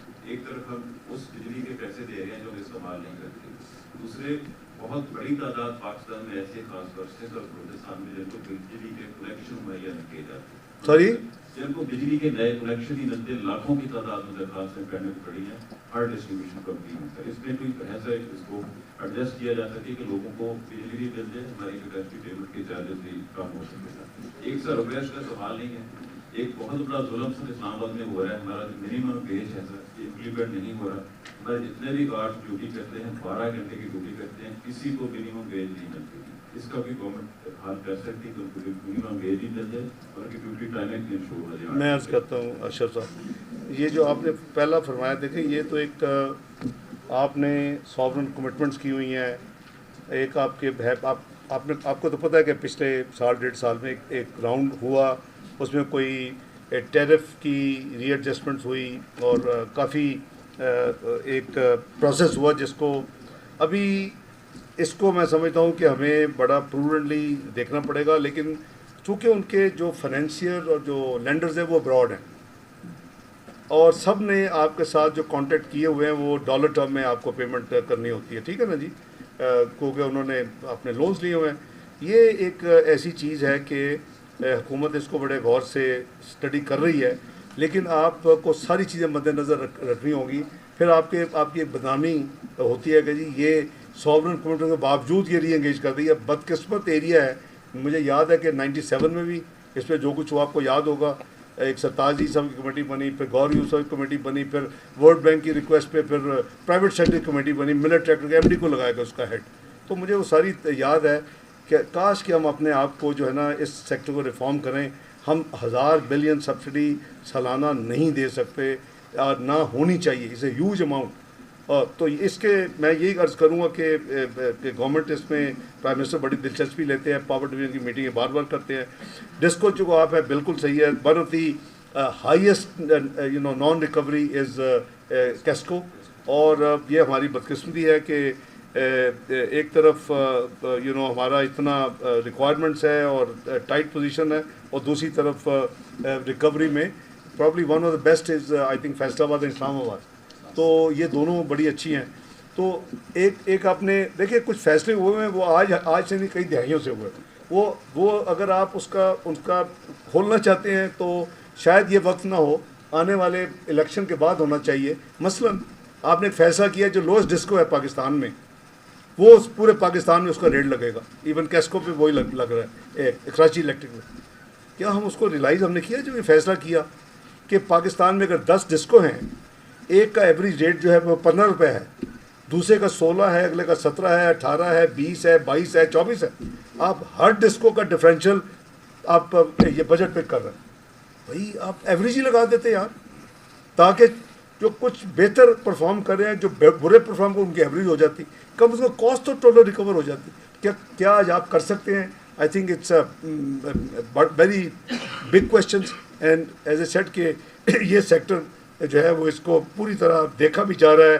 जो मिनिस्टर एनर्जी हैं, जो सेक्रेटरी एनर्जी हैं, प्राइम मिनिस्टर खुद, और फिर मुझे भी वो इन्वॉल्व करते हैं। हम इसको देख रहे हैं कि इसको कैसे हम निकलें। आपका आखिरी सवाल मिनिमम वेज का है। मैं समझता हूँ कि civil society should also play its role. मैं अब ये तो नहीं कहूँगा एशरफ साहब आप कंप्लेंट भेजिए, क्योंकि आपने स्पेसिफाई किया है कि गार्ड को 15,000 या कम मिल रहा है, 18 नहीं मिल रहा, 25 या 32। आप भेजें complaint to the government, let government take. देखिए हमें ऐलान तो नहीं होगा, तो ये बेसिकली ये प्राइवेट सेक्टर में इसने इन्फोर्स होना है। लेकिन अगर नहीं होगा तो आई अश्योर यू कि ऐसी अगर कंप्लेंट्स होंगी, आई विल मेक श्योर कि इंटीरियर मिनिस्ट्री के जरिए इसको टेकअप किया जाए, उनको रिक्वेस्ट की जाए कि भाई आपकी मेहरबानी है, आप इसको फॉलो करें। आप सही कह रहे हैं, बहुत ज़्यादा लोग ऐसे हैं जो बेचारे गरीब होते हैं, उनको और नौकरी नहीं होती, वो कर लेते हैं, उनको तो कुछ ना कुछ चाहिए। तो इसको मैं समझता हूँ हम सबको फ़र्ज़ है कि इसको हम, लेकिन गवर्नमेंट के पास कोई ऐसा टूल नहीं है कि उसको इल्हाम हो कि जी कहाँ कौन एम्प्लॉय पे कर रहा है, कौन नहीं कर रहा, और ये आप हमारी मदद करें, हम आपके साथ हैं इसके ऊपर। जी सरकारी प्रोग्राम की जी निष्कारी जी निष्कारी प्रोग्राम में डिस्कोस को देखा जा रहा है। PIA जो और पाकिस्तान स्टील की आपने बात की, हम काफ़ी एडवांस स्टेज के ऊपर, इवन हमने परसों भी मीटिंग की है आउटसोर्सिंग ऑफ एयरपोर्ट्स, और उसमें आपको पता है कि ट्रांजैक्शन जो एडवाइज़र है वो IFC को एंगेज किया हुआ है, और वो बहुत प्रोफेशनल हैं, कई कंट्रीज में उन्होंने ये काम किया है। तो जहाँ एक तरफ आपकी एयरपोर्ट्स के ऊपर फैसिलिटीज़, उसकी एक्टिविटी बहुत इम्प्रूव नज़र आएगी। मैं अब तो बड़ी सारी, इवन हीथ्रो इज़ आउटसोर्स आपके मोस्ट ऑफ द एयरपोर्ट्स। तो उसमें उन्होंने बताया कि ऑलमोस्ट 12 कंट्रीज़ हैं इस वक्त इंटरेस्टेड, 12 कंट्रीज से कंपनीज़ जो कि इसमें इस प्रोसेस में हिस्सा लेना चाहती हैं। तो ये कोशिश हो रही है कि जुलाई में पहली कम से कम एयरपोर्ट जो आउटसोर्सिंग है वो उसका यानी बिडिंग प्रोसेस और मांग ली जाए एक्सपेशल वेंडर्स। तो इंशाअल्लाह बाकी डिस्कोस पे ऊपर एक है। देखिए अभी टाइम ये 7-8 महीने जब से मैं आया हूँ, और इवन गवर्नमेंट के लिए भी ओवरऑल ये इनफ टाइम नहीं होता। आपको भी पता है कि इतने बड़े बड़े काम, आपको एक बहुत बड़ी एक आपके पास मेन्यू था, उसमें से जो सिलेक्टिव चीज़ें keeping in the challenges you have to deal with, उसमें आप उसमें हम कर रहे हैं। लेकिन अल्लाह इंशाल्लाह करेंगे, हमें मौका दोबारा अल्लाह देते हैं तो ये चीज़ें करने वाली हैं और बड़ा सीरियसली पहले साल 1.5 साल में करने वाली हैं। सरदार साहब, मुदस्सिर हुसैन खैबर टेलीविजन से सबसे पहले on behalf of the journalist community मैं शुक्रिया अदा करना चाहता हूँ जर्नलिस्ट हेल्थ इंश्योरेंस टीम को वफाकी बजट का हिस्सा बनाने पर। सवाल की तरफ आता हूँ सर, मार्च में गवर्नमेंट ने प्लेज किया था कि लो इनकम ग्रुप को पेट्रोल के ऊपर फी लीटर के हिसाब से 50 रुपये सब्सिडी दी जाएगी, लेकिन हमने वफाकी बजट दस्तावेज में कहीं पर भी इसका हवाला नहीं देखा, तो क्या वो जस्ट एक नारा ही था? Thank you. मैं अर्ज करता हूँ जी, इसमें बेसिकली भाई ये हुकूमत ने तो आपको ये साथ आधा आपने कोट कर दिया, आधा नहीं किया। वो पूरी स्कीम ये थी, प्राइम मिनिस्टर साहब की सोच थी कि 50 रुपये 800 सीसी से ऊपर गाड़ियों को और व्हीकल्स को चार्ज किया जाए ज़्यादा, जो भी बने, लेट से प्राइस 280 है, उनको 330 किया जाए, और जो 800 और उससे कम है मोटरसाइकिल, ट्राईसाइकिल्स और गाड़ियाँ, उनको वो 50 रुपये कम किया जाए। तो गैप इसीलिए 100 रुपये की बात हो रही थी कि दोनों में ये कंजम्पशन जो है जो करीबन 51-49% है, तो ये टेक्निकली डूएबल। क्रॉस सब्सिडी है, बजट से कुछ नहीं देना, लेकिन समहाउ जो अभी हम जो लैंडिंग और बोरिंग प्रोसेस में हैं वो कुछ जगह पे हजम नहीं हुआ और वो अभी तक वो कुछ फाइनलाइज नहीं हो सका, लेकिन बजट से इससे कोई लेना देना पहले भी नहीं था। और ये स्कीम जो है ये अगर होगी तो ऑब्वियसली क्रॉस सब्सिडी के बेसिस पे होगी। लेकिन मैं वैसे पूछता हूँ, मुझे नहीं पता कि इस हाउस में कितने लोग हैं जो 800 सीसी से ज़्यादा गाड़ी वाले बैठे हैं, उनको बिकरिंग जरूर थोड़ी सी होगी है। दे विल ऑल्सो फील इल कि यार ये मैं उससे मैं आई एम श्योर जी आजकल 800 सीसी राना साहब कहाँ गुजारा होता है, वो इसलिए मैं है जी सेठ आदमी है ना जी, तो मैं नहीं, मैं गाड़ी से इसलिए कह रहा हूँ कि ये स्कीम में काफ़ी मेरी ज़ाती भी ये फीलिंग है कि चाहे 800 से ऊपर है उसको भी या तो गवर्नमेंट दे सब्सिडी, वो तो फिर बनता है, वो स्पेस भी नहीं है तो ना ही किसी ने देने देनी आपको चाहे, तो अभी ये वो स्कीम जो है ना इसलिए अभी तातुल का शिकार है जी। एक तो भैया आपने जो कहा ना खसारा, आपने वो काफ़ी एरियाज कवर किए, पूरा बजट ही कवर किया माशाल्लाह। तो खसारा जो है, आप खसारे को परसेंटेज टर्म में देख रहे हैं GDP, तो वो तो पिछले साल 7.9 था, ये साल क्लोज हो रहा है 7 है, अगले साल 6.5 रखा गया। तो अब आप अगर एब्सोल्यूट नंबर्स को करेंगे तो अगर आपकी GDP 105 ट्रिलियन पे जाएगी तो जाहिर है कि वो, तो इसलिए परसेंटेज में दी रियलिस्टिक सारी दुनिया वो उसको देखते उसमें इम्प्रूवमेंट हो रही है। इससे मज़ीद गुंजाइश नहीं थी, हमने पूरी कोशिश की है कि जितना नीचे लेके जाया जा सके इसको लेके जाया जाए। आपको याद होगा कि जो लास्ट ईयर था, चूँकि आप 13-18 में कभी जिक्र किया, मैं बताता हूँ, पता नहीं आपने कौन सी कॉटेज यूनिवर्सिटी देखी जो ख़राब हो गई, 6.1% GDP ग्रोथ थी। तो मेरा ख्याल है या तो कोई छुट्टी पे बाहर रहे हो 2-3 साल और आपने सुनी बात कर दी है PTI की। ये बिल्कुल जो इकॉनमी वॉज टेकिंग ऑफ, ये 24वीं इकॉनमी ऐसे नहीं बन गई थी, मैंने नहीं उसको 24वीं इकॉनमी डिक्लेयर किया, ग्लोबल अदारों ने किया। मैंने नहीं कहा था कि पाकिस्तान, मुस्लिम लीग नून ने नहीं कहा था कि पाकिस्तान जो 20वीं मईशत में शामिल हो जाएगा, ये प्राइस वाटर्स कूपर्स ने कहा था। तो when you give a statement please don't be bias, give अगर आपको पता नहीं है तो और बात है।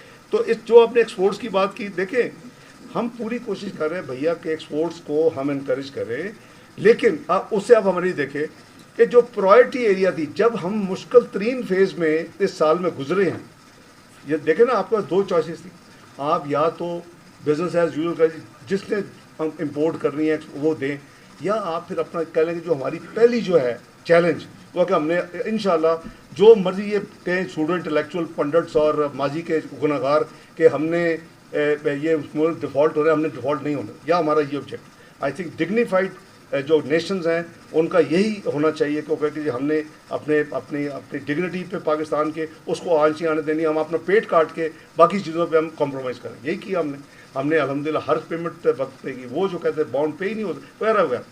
तो इसमें मेरी गुजारिश ये है कि इसको एक्सपोर्ट्स के हवाले से हमने तीसरी प्रायोरिटी नहीं बल्कि यू कैन से कि वर्चुअली फर्स्ट प्रायोरिटी, पहली प्रायोरिटी थी फूड, फार्मास्यूटिकल, एक्सपोर्ट्स के हवाले से उनका रॉ मटेरियल, उनके स्पेयर पार्ट्स, उनकी जितनी रिक्वायरमेंट्स है वो, ये था हमारी टॉप प्रायोरिटी इन महीनों में अब तक।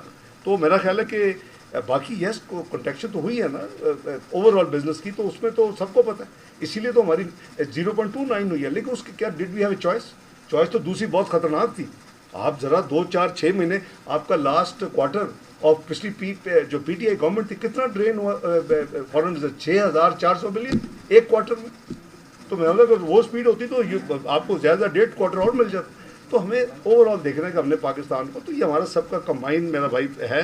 जहाँ तक जीएसपी प्लस की है, इसमें हम पूरी तरह जो एफर्ट्स कर रहे हैं, उसमें भी आपको पता है कि कुछ उनके होते हैं, ह्यूमन राइट्स के हवाले से होते हैं, उनके पॉलिटिकल भी जो इन्फ्लुएंस होता है उसको हमारी कॉमर्स मिनिस्ट्री और फॉरेन ऑफिस प्रोएक्टिवली डील कर रहे हैं। इंशाल्लाह मुझे उम्मीद है कि ये GSP plus should be extended, I hope so इंशाल्लाह। जी जहाँ तक आपने स्टंटिंग की बात की है, मुझे पता चला कि यूएन के अदारे ने रिसेंटली कुछ मीडिया के लोगों को यूएस एम्बेसी में कोई शेयर किया है, इस तरह के नंबर्स 45 के करीब। तो इस पे हम फोकस कर रहे हैं, लेकिन इसकी कितनी यानी वेरीफाइड इंफॉर्मेशन है या कितना इसका एक्यूरेसी मुझे नहीं पता, लेकिन हमारी जो रेलेवेंट मिनिस्ट्रीज़ है वो इस पर फौरी तौर के ऊपर, ये मुझे किसी साथी ने ये बताया, मीडिया के साथी ने, कि इस तरह डिस्कशन हुई है और ये बताया गया है। तो एक ये इसको हमें एड्रेस कर रहे हैं और हुकूमत कर रही है। दूसरा, आपने प्राइमरी स्कूल का जो बताया, आपने देखा कि हाल जो एजुकेशन है, it's a devolve subject, health education, और इसी के लिeu में ऑलमोस्ट 20% जो है स्पेस एनएफसी के ज़रिए जो रिवाइज़ हुआ था 2010 पे, वो शिफ्ट हो चुकी है। पहले 47.5 अपना होता था और 57.5 फेडरल गवर्नमेंट, 42.5 सूबर्स। लेकिन फेडरल गवर्नमेंट पहले 5 एडमिनिस्ट्रेटिव पहले काटती थी, बैलेंस 95 डिस्ट्रीब्यूट होते स्टेशन, ये 1% हो गया 5%, वो उल्टा हो गया 42.5 फेडरल, तो वर्चुअली 60-40 हो गया हुआ राउंडेड ऑफ। तो इतनी बड़ी स्पेस, इसी वजह से 18वीं तरमीम को मद्देनज़र रखते हुए एनएफसी और दोनों इंटीग्रेटेड थे। अब मैं समझता हूँ कि जिम्मेदारी सूबों की है और काफ़ी जगहों पे अच्छा वो उस पर फोकस, ये जिम्मेदारी निभाई जा रही है। बाकी सूबों पे ये हमारा सीसीआई में एक्टिव एजेंडा ऑफ डिस्कशन होता है और होगा बड़ी जल्दी। तो ये आपका बहुत यानी बिल्कुल बड़ा वैलिड पॉइंट है। तीसरा, जो पॉपुलेशन ग्रोथ के हवाले से आपने फरमाया, वो अलार्मिंग है, ये सस्टेनेबल नहीं है और रिलीजियस बाउंड्रीज़ के अंदर रहकर इसको एड्रेस करना पड़ेगा। ये हमारी डिस्कशन क्लोज डोर में हुई है। अब कुछ लोगों का ख्याल है कि ये जो सेंसस में शायद नंबर्स कुछ इलाकों में या इस तरह कुछ शायद ओवर रिपोर्टेड है, वो भी एक वजह हो सकती है। लेकिन 3.6 बांग्लादेश का कहाँ से कहाँ चला गया है, तो आप ये तो सारी आपकी जो डेवलपमेंट है, एफर्ट है, उसको खा जाएगी। तो ये आपको बहुत ये, but government is very seriously discussing it. ये agenda is also pending for common interest meet. गुजारिश ये है जी कि डिफेंस बजट तो आपको नंबर मैंने दे दिया 1804 है। हाँ जी, ये 1.7% GDP का है। आपके नेबरिंग कंट्री से अगर आप कंपेयर करेंगे तो ये बहुत एम्बिशियस या बहुत बड़ा बजट नहीं है। मैं समझता हूँ कि रियलिस्टिक बजट है, अब बजट के साइज़ को सामने रखते हुए। दूसरी जो आपने फरमाया कि PRAC, NARC वगैरह, ये बिल्कुल मैं समझता हूँ कि वहाँ हमें ओवरऑल इन अदारों की एग्रीकल्चर के हवाले से आपने बताया। आई होप कि आप ये नहीं सजेस्ट कर रहे कि इमदाद साहब को एग्रीकल्चर सेक्रेटरी बना दिया जाए। फूड नेशनल सिक्योरिटी में माशाल्लाह फाइनेंस में बहुत ज़बरदस्त काम कर रहे हैं और एग्रीकल्चर के हवाले से जो रिफॉर्म देख रहे हैं, इनमें इनके बहुत अच्छी इनपुट है और बहुत ज़्यादा कंट्रीब्यूशन है जो इस बजट में रोल आउट की गई हैं। तो इत्सलात का आपने जो सवाल फरमाया, ये देखिए, ये आज का नहीं है, 2006 से चल रहा है और ये 17 साल से चल रहा है। उसमें जो आपने खुद गलती की हुई है, खुद मीन के पाकिस्तान ने जो गलती की है, I am not blaming any individual, फौत हो गए अपना मुशर्रफ साहब या उसको शौकत अजीज़ साहब इतनी मुद्दत से, तो मुनासिब नहीं है कि किसी के एब्सेंस में करें। लेकिन मैं इसलिए लफ्ज़ इस्तेमाल कर रहा हूँ, हमने गलती है, पाकिस्तान। आपने एक तो ये हुआ कि उनकी जो बिड थी, जो बेस्ट बिड थी, वो बिड नंबर 2 बिड नंबर 3 मिला भी दें तो उतनी नहीं थी। एक तो महल उन्होंने उसको दिल से लगा लिया उस वक्त से कि हमने ओवर बिड कर दिया है। दूसरी जो फीडबैक अब नहीं, मैं 97 अपना 2013 के आते ही मैंने 2006 की ट्रांजैक्शन, मैंने इसमें बहुत कोशिश भी की, मीटिंगें भी की, उनको बुलाया भी। तो वो हमने दूसरा जो हमारा उसमें मसला आया कि वो भागना चाहते थे कि आप हमारा बिड बॉन्ड एनकैश कर लें और खुदा हाफिज़ आप ले लें जो भी $10 मिलियन का बिड बॉन्ड। उस वक्त पाकिस्तान ने उनको अंगेज किया, जो भी जैसे भी उनको कन्विंस किया कि प्लीज़ ना भागें। उस वक्त की गवर्नमेंट जनरल मुशर्रफ साहब, तो उस पर एक नया कॉन्ट्रैक्ट साइन हुआ सप्लीमेंट्री। उसमें ये तय किया गया कि जो प्रॉपर्टीज़ हैं वो अगर उस वक्त ओवर 3000 प्रॉपर्टीज़ थी, वो अगर ट्रांसफ़र उसमें से जो प्रॉपर्टीज़ नहीं हो सकेंगी वो प्रॉपर्टीज़ की वैल्यू लगाई जाएगी, वो इलादा लगाएंगे, पाकिस्तान इलादा लगाएगा। जो हायर वैल्यूएशन होगी वो जो हमने आपके पैसे देने हैं, ये एक बिलियन नहीं है, 800 मिलियन, वो उसमें काटा जाएगा। अब मैं आपने सवाल पूछा, मैं आपको हकायक शेयर कर रहा हूँ। खैर वो एज ए सेट के 2006 का मुआहदा है और बाइंडिंग है। अब वो जो प्रॉपर्टीज़ नहीं ट्रांसफ़र हुई थी वो करीबन ओवर 3000 प्रॉपर्टीज़ थी उस वक्त। करते करते करते जब हम 2013 में आए, उस वक्त भी पंजाब के पीछे मैं लगा रहा, अपना उस वक्त शहबाज साहब चीफ मिनिस्टर थे, सिंध में लगा रहा, पीछे लग के वो नंबर रिड्यूस होता था 125 प्रॉपर्टीज़ पे आता। वो 125 प्रॉपर्टीज़ को फिर लगे रहे, वो अब करीबन 30s में है, 32-33 प्रॉपर्टीज़। अब वो कहते हैं जी हमें प्रॉपर्टीज़ अब मज़ीद नहीं चाहिए। मैंने उनको इस दफ़ा आते ही ये इंगेज किया और मैंने कहा कि हम एक और एफर्ट करते हैं। बाई दी वे उसमें बहुत बड़ी एक प्रॉपर्टी है, बहुत high value, I will not name it, लेकिन वो टोटली ऑक्यूपाइड है, वर्चुअली जो है ना, वो उसका वो कुछ भी नहीं कर सकते। वो पुराने एम्प्लॉयज़ बैठे हुए हैं, सारा buys a very highly value. अब उन्होंने 776 मिलियन उन प्रॉपर्टीज़ की इंटरनेशनल वैल्यू लगवाई जो भी तक नहीं हुई ट्रांसफर। वो कहते हैं या मैं ये प्रॉपर्टीज़ अगर दें भी, अब तो हमारे वो ले ही नहीं जा सकते, उसमें बल्क उसका है। तो वो कहते हैं जी फिर हमारा आपने जो हमारे साथ मुआहदा किया हुआ, मुआहदा इंटरनेशनल कोर्ट में हम चैलेंज कर सकते हैं अगर आपने हमको तंग किया। तो ये 800 माइनस 776 ये 24 मिलियन है, ले लें। उनको हमने इंगेज किया अभी पिछले चंद महीने में, वो करीबन 264 या 63 मिलियन डॉलर की उन्होंने, उनके बोर्ड ने अप्रूवल दिए कि यहाँ तक हम आपको दे सकते हैं। अभी कोशिश ये है कि उसको मज़ीद इम्प्रूव किया जाए ताकि जितने मैक्सिमम हम रिकवर कर सकते हैं। लेकिन legally Pakistan is a very weak wicket. मेरी गुजारिश होगी कि हम ये प्लीज़ मुझे कोड ना करें, ये लिखें ना, क्योंकि इन्होंने आपके भाई ने एक सवाल किया, मैं आपको फैक्ट सारे बता दिए। अच्छा चले फिर हकीकत है चुबान की फायदा कोई नहीं। तो मैं कह रहा हूँ कि मैं ये अर्ज़ कर रहा हूँ कि यही कर सकते हैं ना कि अब 24 उन्होंने हमें दे दिया, ये वैल्यूएशन है। आप अगर लेट से कि आप भी करवाते हैं, पहले तो $100 मिलियन खर्च करेंगे किसी को इंटरनेशनल वैल्यू को लेके, आपकी क्या होगा, ज़्यादा से ज़्यादा लोअर वैल्यू आएगी ना। ये आपको ऑब्जेक्टिव हायर तो नहीं आपको चाहिए, अगर हायर तो बहुत खुश होंगे, तो वो तो कहेंगे चलो इसको लगाओ। कॉन्ट्रैक्ट बड़ा हेस्ट में और बड़ा ही गैर जिम्मेदारी के साथ बनाया गया, उसको साइन किया गया और उस वक्त तो रकम ले ली गई जो 1.2 जो भी अमाउंट था ना उस वक्त रेडिली जो मिलना था। तो मैं समझता हूँ कि हम एक फंसे हुए हैं, हम उनको प्यार मोहब्बत के साथ गेज रखा हुआ है। कम से कम हम एक पॉइंट पे आए हैं। मैं समझता हूँ कि इस पर थोड़ी सी हम और मेहनत कर रहे हैं, कुछ उनको भाईचारे की भी रिक्वेस्ट कर रहे हैं कि मज़ीद मेहरबानी करें। तो ये चीज़ ख़त्म होनी चाहिए। आप ये अंदाज़ा लगा लें कि अब यानी 17 साल हो गए हैं और हम उसमें सिर्फ बिकॉज ऑफ द कॉन्ट्रैक्ट, और हमने विलिंगली साइन किया हो, और वो पाकिस्तान में नहीं इंटरनेशनल आर्बिट्रेशन होगी, आपका कोई चांस ही नहीं है। लिख के आपने दिया हुआ है, उनके पास फॉरेन सर्वेयर की वैल्यूएशन रिपोर्ट दे दी उन्होंने। जब मैंने इनको बहुत ज़रा फॉलोअप किया, इधर कहूँगी ये रिपोर्ट है, पढ़ अगर आप करवा लें, लोअर होगी तो यही होगी, हायर का लिखा हुआ है, अगर आपकी हायर होगी तो उसको बिस्मिल्लाह करेंगे। तो ये हमारा है जी उसकी बैकग्राउंड। हम सॉरी कि जी IMF नहीं IMF 30 जून तक तो रहने दो यार। बजट दे दिया यार, खुश ना होते तो मुझे कम से कम फ़ोन आ जाता। ये बीबी नुना आया हुआ, मैं नहीं आया।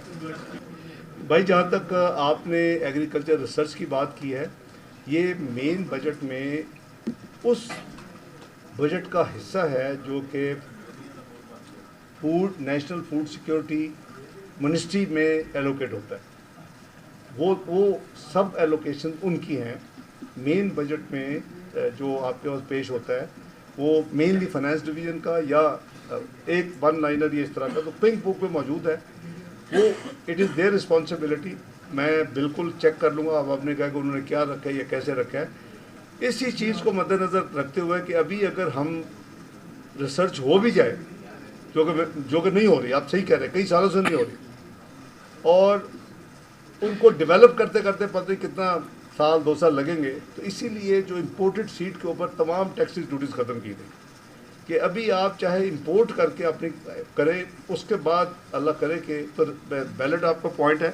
और मैं अब सेक्रेटरी नारायण साहब से कहूँगा वो मेहरबानी करके चेक भी करें। जहाँ तक आपका जो स्कोर कार्ड में नहीं है तो ये मैं समझता हूँ कि ये ज़्यादती है, होना चाहिए, क्योंकि इसका मतलब कि फिर हमारा डाटा जो है वो इनकम्प्लीट रह जाएगा। तो ये कई जगह पे इस्तेमाल हो सकता है और होता है ये डाटा। तो मुझे नहीं यानी समझ आई कि क्यों अगर किसी का स्कोर कार्ड कम है तो उसमें वो नहीं अपने आप को रजिस्टर करवाया उन्होंने उस सिस्टम में। हमें हमारी यानी जो है इंफॉर्मेशन के मुताबिक तो almost 95% people who are deserving score card के वाले दे आर रजिस्टर्ड, वो आउट ऑफ सिस्टम में नहीं है। मुझे याद है कि शुरू में इसमें कुछ ट्रांसपेरेंसी के इशू थे, फिर उसके एक ऑडिट हुआ, पिछले हमारे टेन्योर में दूसरा ऑडिट हुआ, तो अब काफ़ी हद तक ये सिस्टम जो है एक सॉलिड। ये बात सही आप कह रहे हैं।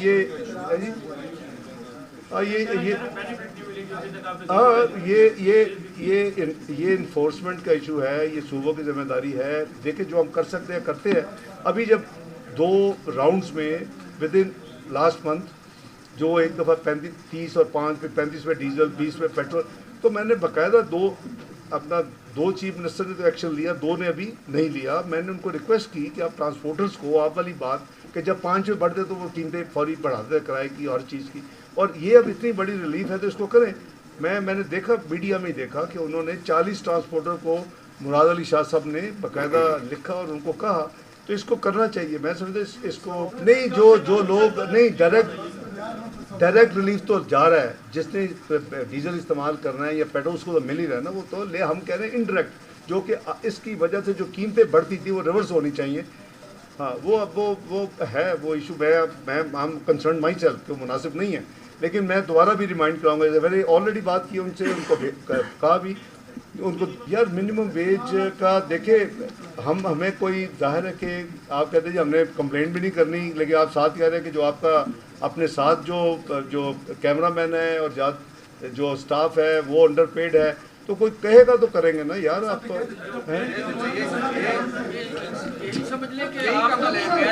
मैं फाइनेंस सेक्रेटरी साहब आप इंटीरियर सेक्रेटरी से बात करें और कहें कि GNN के साहब ने रिपोर्ट किया कि उनके कैमरामैन को और उनके स्टाफ को ये बिल्कुल ठीक है।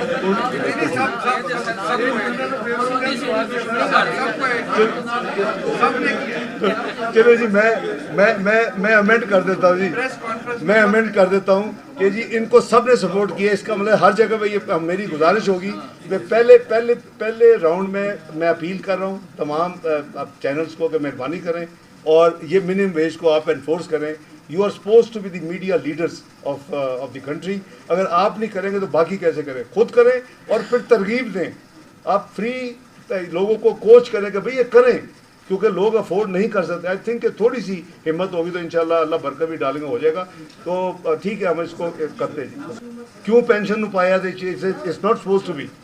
देखिए आप एक गलती काम करते हैं, एक सेकंड, आप पे अपने अगर डिसिप्लिन नहीं रखना, ये कभी भी पेंशनर्स इसके जो ये आपकी ऑटोनोमस बॉडीज़ हैं, they are never part of the state pensions. आपने पिछले चंद साल पहले प्रेशर में आके पता नहीं ये खुश करने के लिए पेंशन में डाल दिया। भैया खुदा का खौफ करो, generate your revenue, your radio पूरा सेटअप।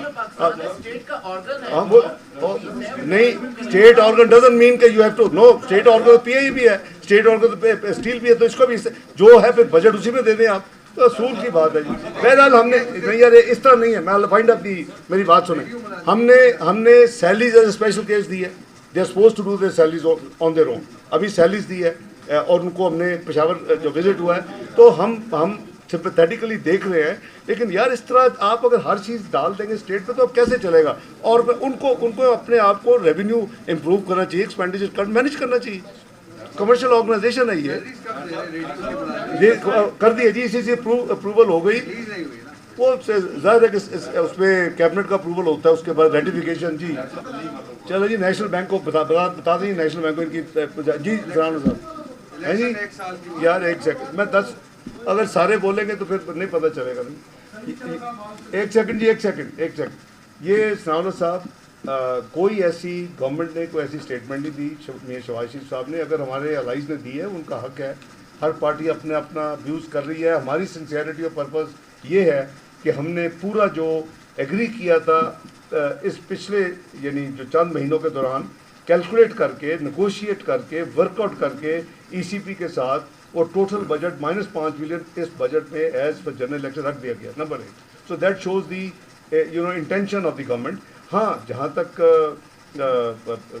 हमारे अलाइज है, आपने एक उनके हेड का, एक पार्टी का अशरफ साहब ने नाम लिया, आपने लिया, उनका राइट है, हम उनको डिक्टेट तो नहीं कर सकते क्योंकि उन्होंने को गैर आईनी बात तो नहीं की, आपके आइन में है। तो अगर खुदा न खासा वो ट्रिगर होती है रेलेवेंट क्लॉज तो उसमें फिर है आपका, तो मैं समझता हूँ कि हम उनको किसी को डिक्टेट नहीं कर सकते, एवरीबॉडी इज इंडिपेंडेंट। तो अगर उन्होंने स्टेटमेंट दिया है, गवर्नमेंट की इंटेंशन काबीना के हद तक उसमें उनके अपने मिनिस्टर्स मौजूद हैं जो अप्रूव किया उन्होंने बजट, उसमें इलेक्शन करवाने के लिए अमाउंट रख दी गई। टाइम मैं तो इलेक्शन नहीं कराने ना, मैं चीफ इलेक्शन कमिश्नर तो नहीं है या इलेक्शन कमिश्नर तो, लेकिन हमने हमारी इंटेंशन हमने पैसे रख दिए है, तो इसका मतलब कि इलेक्शन टाइम पे होने चाहिए। लेकिन मैंने फिर कहा कि एक दो पार्टीज अगर हेड्स नहीं कहा है तो उनकी कोई होगी, हम उनसे पूछेंगे आपका क्या है। तो ये मेरा मतलब कोई ऐसी इसमें कोई खुदा न खास्ता कोई बदनीति की बात नहीं है हमारी तरफ। नहीं जी शाह साहब, सही शेख साहब, as for the Paris Club reschedule is concerned, we have no such plan on our menu. We would not go for rescheduling of the multilateral debt. We will make the payments on time when it become due. I don't think it is a dignified way to go and tell them that हम पे नहीं कर सकते. That means you're virtually declaring yourself, you are not in a position and please consider. तो Paris club तो या multilateral करे कोई, तो यहाँ तो बायलैटरल है, that is always the you can negotiate, not that for a haircut or write-off. You will negotiate for a longer term. But this is nothing unusual because of the COVID, because of the flood catastrophe, because of the other thing. तो वो एक आपकी bilateral होती है, उस तो वो आपका बजाय ये कि आपका प्रिंसिपल एंड डेट रीपेमेंट्स हो रही हो, यू नो दैट कि जी उसको आप प्रिंसिपल को आप बैक लोड कर देते हैं और आप सर्विसेज करते रहते हैं। इस टाइप की rescheduling after the budget process over we will consider and will talk to our bilateral partners, but there is no plan to go to the multilateral development institution requesting them to reschedule our debt. Sorry, देखिए गुजारिश ये है कि मैंने अभी clarify किया बीबी के हमारा कोई ऐसा, मैंने उस वक्त भी चाइना का नाम तो लिया था, sir bilateral, yes, I did say that, and I still I hold this statement that we should and we can, ताकि हमारी आइंदे वाले सालों में थोड़ा सा ईज आउट हो जाए। You service the debt but you don't repay the principal and that is negotiated, but no haircut, no write off और नो उसमें किसी किस्म की यानी फेवर। तो हम ये कह रहे हैं कि इसको हम कंसिडर करेंगे बजट के बाद। तो हमने अपने वर्किंग की हुई है, लेकिन मल्टीलैटरल को हम तकलीफ नहीं देंगे। उनकी जो है IMF है, वर्ल्ड बैंक है, इस तरह के जितनी मल्टीलैटरल डेवलपमेंट इंस्टीट्यूशन है, we will make the payment when those become due. लगता है आप खुश नहीं है कि टैक्स फ्री बजट आया। आप ठेकेदार ला के दें मुझे, जो 12,000 बिलियन दे देंगे। आप लीड करें, ब्रिंग ए ठेका 12,000 बिलियन का लाए, मैं make sure we'll give it. और सब कुछ किया यार, क्रिटिसाइज करना आसान होता है वकास साहब, कोई बड़ा टारगेट की जरूरत नहीं है। We have to just go practically and pragmatically. आप मेरा ख्याल है आपको इनको रिकग्नाइज करना चाहिए, अच्छी बात नहीं है। We are thankless people sometime, उन्होंने मेहनत की है, आप उनके मुंह पे कह रहे हैं कि इन्होंने कुछ नहीं किया। कैसे कहते हैं? किसने 7,200 इकट्ठा करना? यही टीम है, आपका सिस्टम रॉटन है। बाकी एरिया में तो आप नहीं कहते, जहाँ पैसे दे के आप गलत काम लोग करवाते हैं जाके पुलिस में और दूसरे इलाकों में, उधर कोई नहीं बोलता। जब टैक्स की बारी आती है तो हम उनके ऊपर पीछे पड़ जाते। It's not fair. तो मैं समझता हूँ कि हमने अगर 9,200 का हदफ रखा है तो एक प्रैक्टिकली अगर हम 9,600 का रखते हैं, आप ऐसे आधे बंदे आपके लेफ्ट में बैठे हुए राना साहब सबसे लगे दिए तो होना ही नहीं। तो यार एक तरफ टैक्स लगाने, दूसरी तरफ अब ये 200 को रखा है। 2,000 कौन से बताइए नहीं सर, 2,000 अरब की क्या आप एक्सप्लेन करें। आई think it is a myth के 2,000 जो हमने छोड़ दिए, कौन से छोड़े हैं बताएं जी चेयरमैन साहब। जो आपके जो आपने लेवी भी किए हो ना टैक्सेस, वो भाई वो भी नहीं आएंगे। तो उसके लिए तो मैंने में ड्यू क्रेडिट देना चाहिए। मैं आपसे एग्री करता हूँ कि उसमें रूम है। बहुत लोग कहते हैं, मैंने भी आर्टिकल पढ़े जी 12,000 है, 15,000 है, को आए ना आगे आके बताए कि अभी कहाँ पढ़ना है।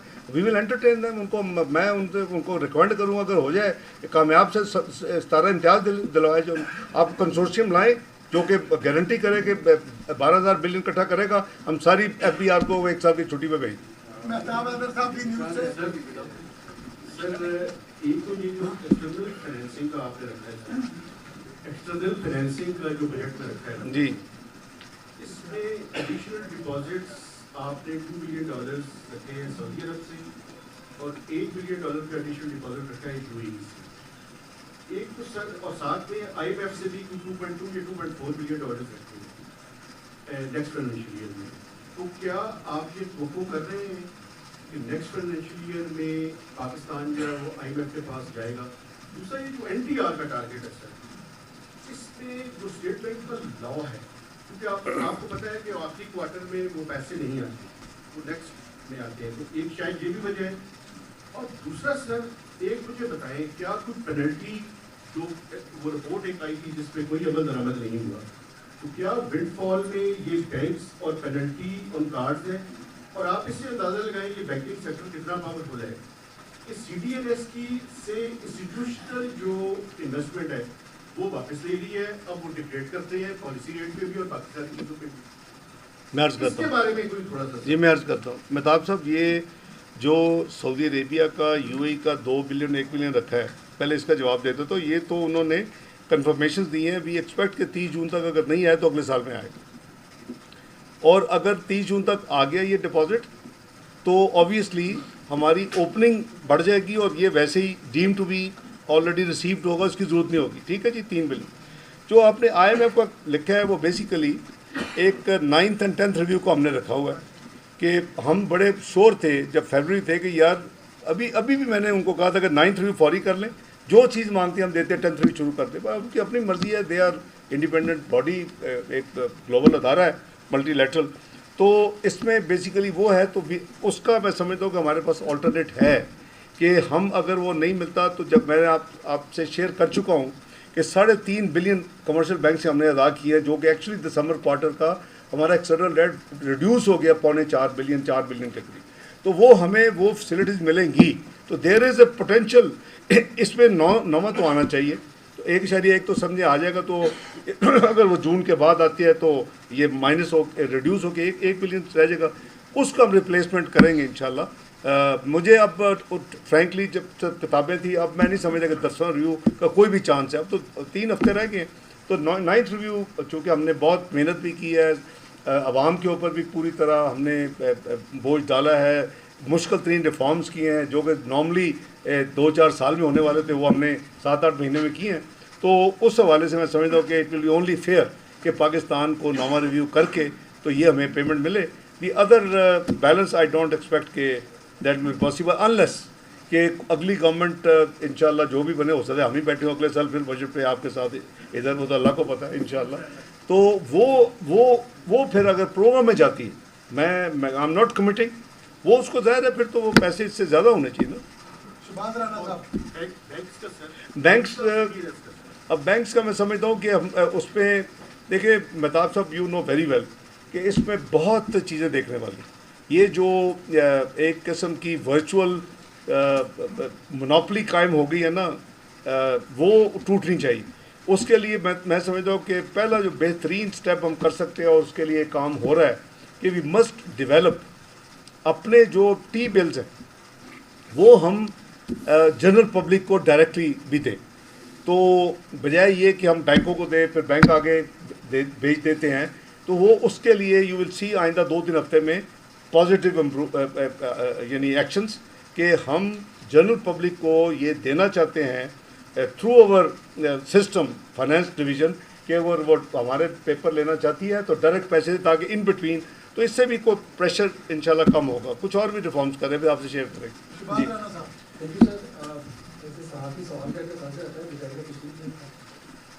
आपके जो राइट साइड पे बैठे हैं उनको इज्जत करते हैं, पर्सनली बहुत अच्छे इंसान हैं, बोलते मैंने पता तो कितनी इज्जत कर सर प्रोफेशनल वाली मजबूरियाँ होती है।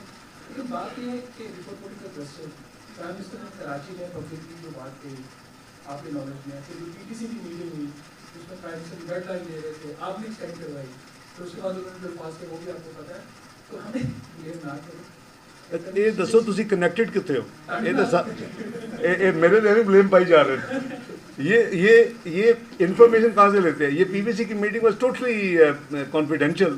एक मैनू नहीं समझते कि ਇਹਨਾਂ ਦੇ पेपर गायब ਹੁੰਦੇ ਨੇ, ਇਹ ਦਫ਼ਤਰੀ ਮੀਟਿੰਗ ਬਿਲਡਿੰਗ ਨਹੀਂ ਹੁੰਦੇ, ਕਈ ਕਮਰਿਆਂ ਤੋਂ पेपर गायब हो ਜਾਂਦੇ ਨੇ। जी तो दसो कि इतना तो बताया ना।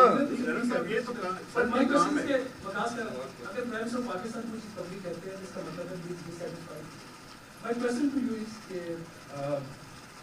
आइडेंटिटी जो आपने सॉरी नॉट डेट डिस्ट्रक्शन की जो बात हुई, 10 दिन पहले तक वज़ारत ख़ज़ाना ने बड़ा स्ट्रॉन्ग रिएक्शन दिया था आदत मेरे साथ की स्टेटमेंट आई थी कि डेट डिस्ट्रक्शन का मतलब है डिफॉल्ट है, हम उस रास्ते पे नहीं कैसे डिफॉल्ट है यार? डिफॉल्ट तो नहीं होता, debt destruction never default. Absolutely it's not a default. नहीं नॉर्मल बिजनेस भी करते हैं, आपकी लिक्विडिटी क्रंच है, आपकी कैश फ्लो इश्यूज है, that is not a default. अगर दोनों पार्टीज म्यूचुअली करती हैं देयर इज नथिंग न्यू। पूरा बैंकिंग सिस्टम दुनिया का भरा हुआ है, अपना सारे करते हैं, तो नहीं मैं आपकी बात ठीक है, बट एक पोजीशन ली थी वज़ारत ख़ज़ाना यहाँ डेट डिस्ट्रक्शन का नहीं था, कल आपने पहले स्टेटमेंट किया, आप उसको कंफर्म किया। So my question, what has decided change in past 10 years of number 1, number 2, क्या आप डोमेस्टिक बैंक्स को डेट डिस्ट्रक्शन में शामिल करेंगे? क्यों पूछता हूँ डोमेस्टिक बैंक्स इनको आप डेट डिस्ट्रक्शन में शामिल करें, तो जो कि आपके जो 7300 अरब रुपया कॉस्ट है IMF को 8,000 अरब रुपये का है, अगर 7300 अरब भी है उसमें 85% आपका डोमेस्टिक, 15% एक्सटर्नल आपको रिपेमेंट से ज़्यादा है। तो अगर आप डोमेस्टिक को शामिल नहीं करेंगे तो आप क्या समझते हैं कि आपका जो केस है the eyes of the bilateral parameters वो मजबूत होगा जब आप डोमेस्टिक को एक्सक्लूड कर देंगे? जी मैं अर्ज करता हूँ, देखिए राना साहब, डोमेस्टिक को आपको रीशेड्यूल करने की ज़रूरत नहीं है, और ये हमारी बदकिस्मती है कि हमने कुछ ऐसी चेंजेस कर ली हैं कि हमने गवर्नमेंट को बिल्कुल मफलूज कर दिया है in terms of its manoeuvrability. आप पहले स्टेट बैंक से जब ज़रूरत है टाइमिंग होती है ना हर चीज़ की, used to plan and every end of quarter हम उसको ज़ीरो करते थे। मुझे उसमें कोई कवार नज़र नहीं आती है। एनीवे अब चूँकि हुकूमत पिछली ने अमेंडमेंट्स के ज़रिए वो ख़त्म कर दी, उसकी वजह से आपको भी पता है मुझे भी पता है कि कमर्शियल बैंक्स ने उसका एडवांटेज उठाया और जो स्प्रेड लेते ओवर पॉलिसी रेट वो बढ़ गया। It went as much as up to 2+ percentage points in the previous government last 1 year। कई उन्होंने आपने कोर्ट भी कई जगह पे उन्होंने 2% तक 1.5% लिया। ये अब एक सिस्टम है, इसको मैं समझता हूँ कि ज़रूर रिव्यू करना चाहिए कि इसको हम कैसे, क्या अल्टरनेट सिस्टम, इसको करेक्टिव एक्शन हम ले सकते हैं। दूसरा जो आपने फरमाया कि अगर हम डोमेस्टिक करेंगे तो एक्सटर्नल पे उनको यानी they will probably be convinced. मैं with all due respect I don't think we need at all कि हम डोमेस्टिक जो डेट है उसको रीशेड्यूल करें, क्योंकि आपने खुद ही अमाउंट भी बता दिए। और वो जो है, I mean if being a sovereign country you can not meet your own currency requirement तो ऑफ द डेट रीपेमेंट्स, तो that's a very serious situation. तो मैं नहीं समझता कि Pakistan is any issue with domestic debt ना। अब आ जाते हैं एक्सटर्नल डेट को।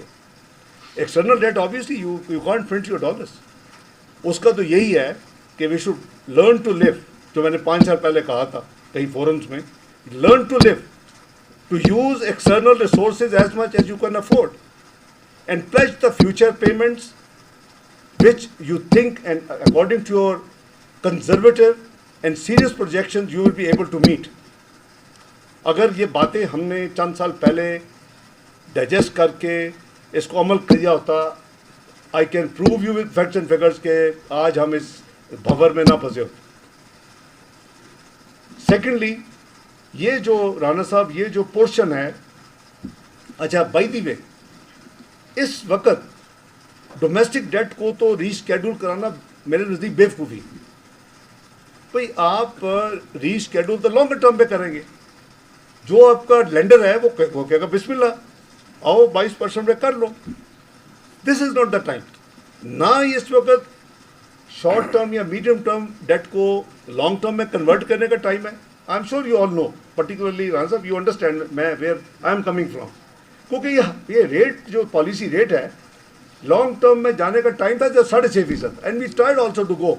आपको याद होगा कि हमने उस वक्त काफ़ी पोर्शन लॉन्ग टर्म डेट में शिफ्ट किया, तो दैट इज़ द राइट ना। 6.5 आपको 7% पे 7.5 पे अगर 10 साल का मिल रहा है, 15 साल का मिल रहा है लॉन्ग टर्म, तो आप जाएँ। अभी this is not the time. तो ये राणा साहब अल्लाह करे कि जल्दी वक्त है जब को रीजनेबल जो पॉलिसी रेट हो, उस वक्त आपको फिर इस टाइप के जो डेट हैं वो आपको करने चाहिए। तो to cut it short, domestic में हमें कोई इशू नहीं है, ना होनी चाहिए किसी भी सॉवरेन मुल्क को अल्हम्दुलिल्लाह। External yes, because we can't print the foreign currency, so either we mobilise more resources through exports and remittances, जो हमने पूरी कोशिश की है। इस बजट के जरिए भी हम इंसेंटिव दे रहे हैं, और उसके ज़रिए आप फिर then you can adjust your spending according to your resources. मेरी हमेशा से यही रही है कि हम उतना खर्च करें, उतना फ्यूचर को प्लेज करें फॉर फ्यूचर पेमेंट्स, जो हम समझते हैं कि realistically we will be able to do it. So उसके पीछे प्रॉपर प्रोफेशनल वर्किंग होनी चाहिए। तो इंशाल्लाह बहुत शुक्रिया जी, थैंक यू। 2 घंटे हो गए।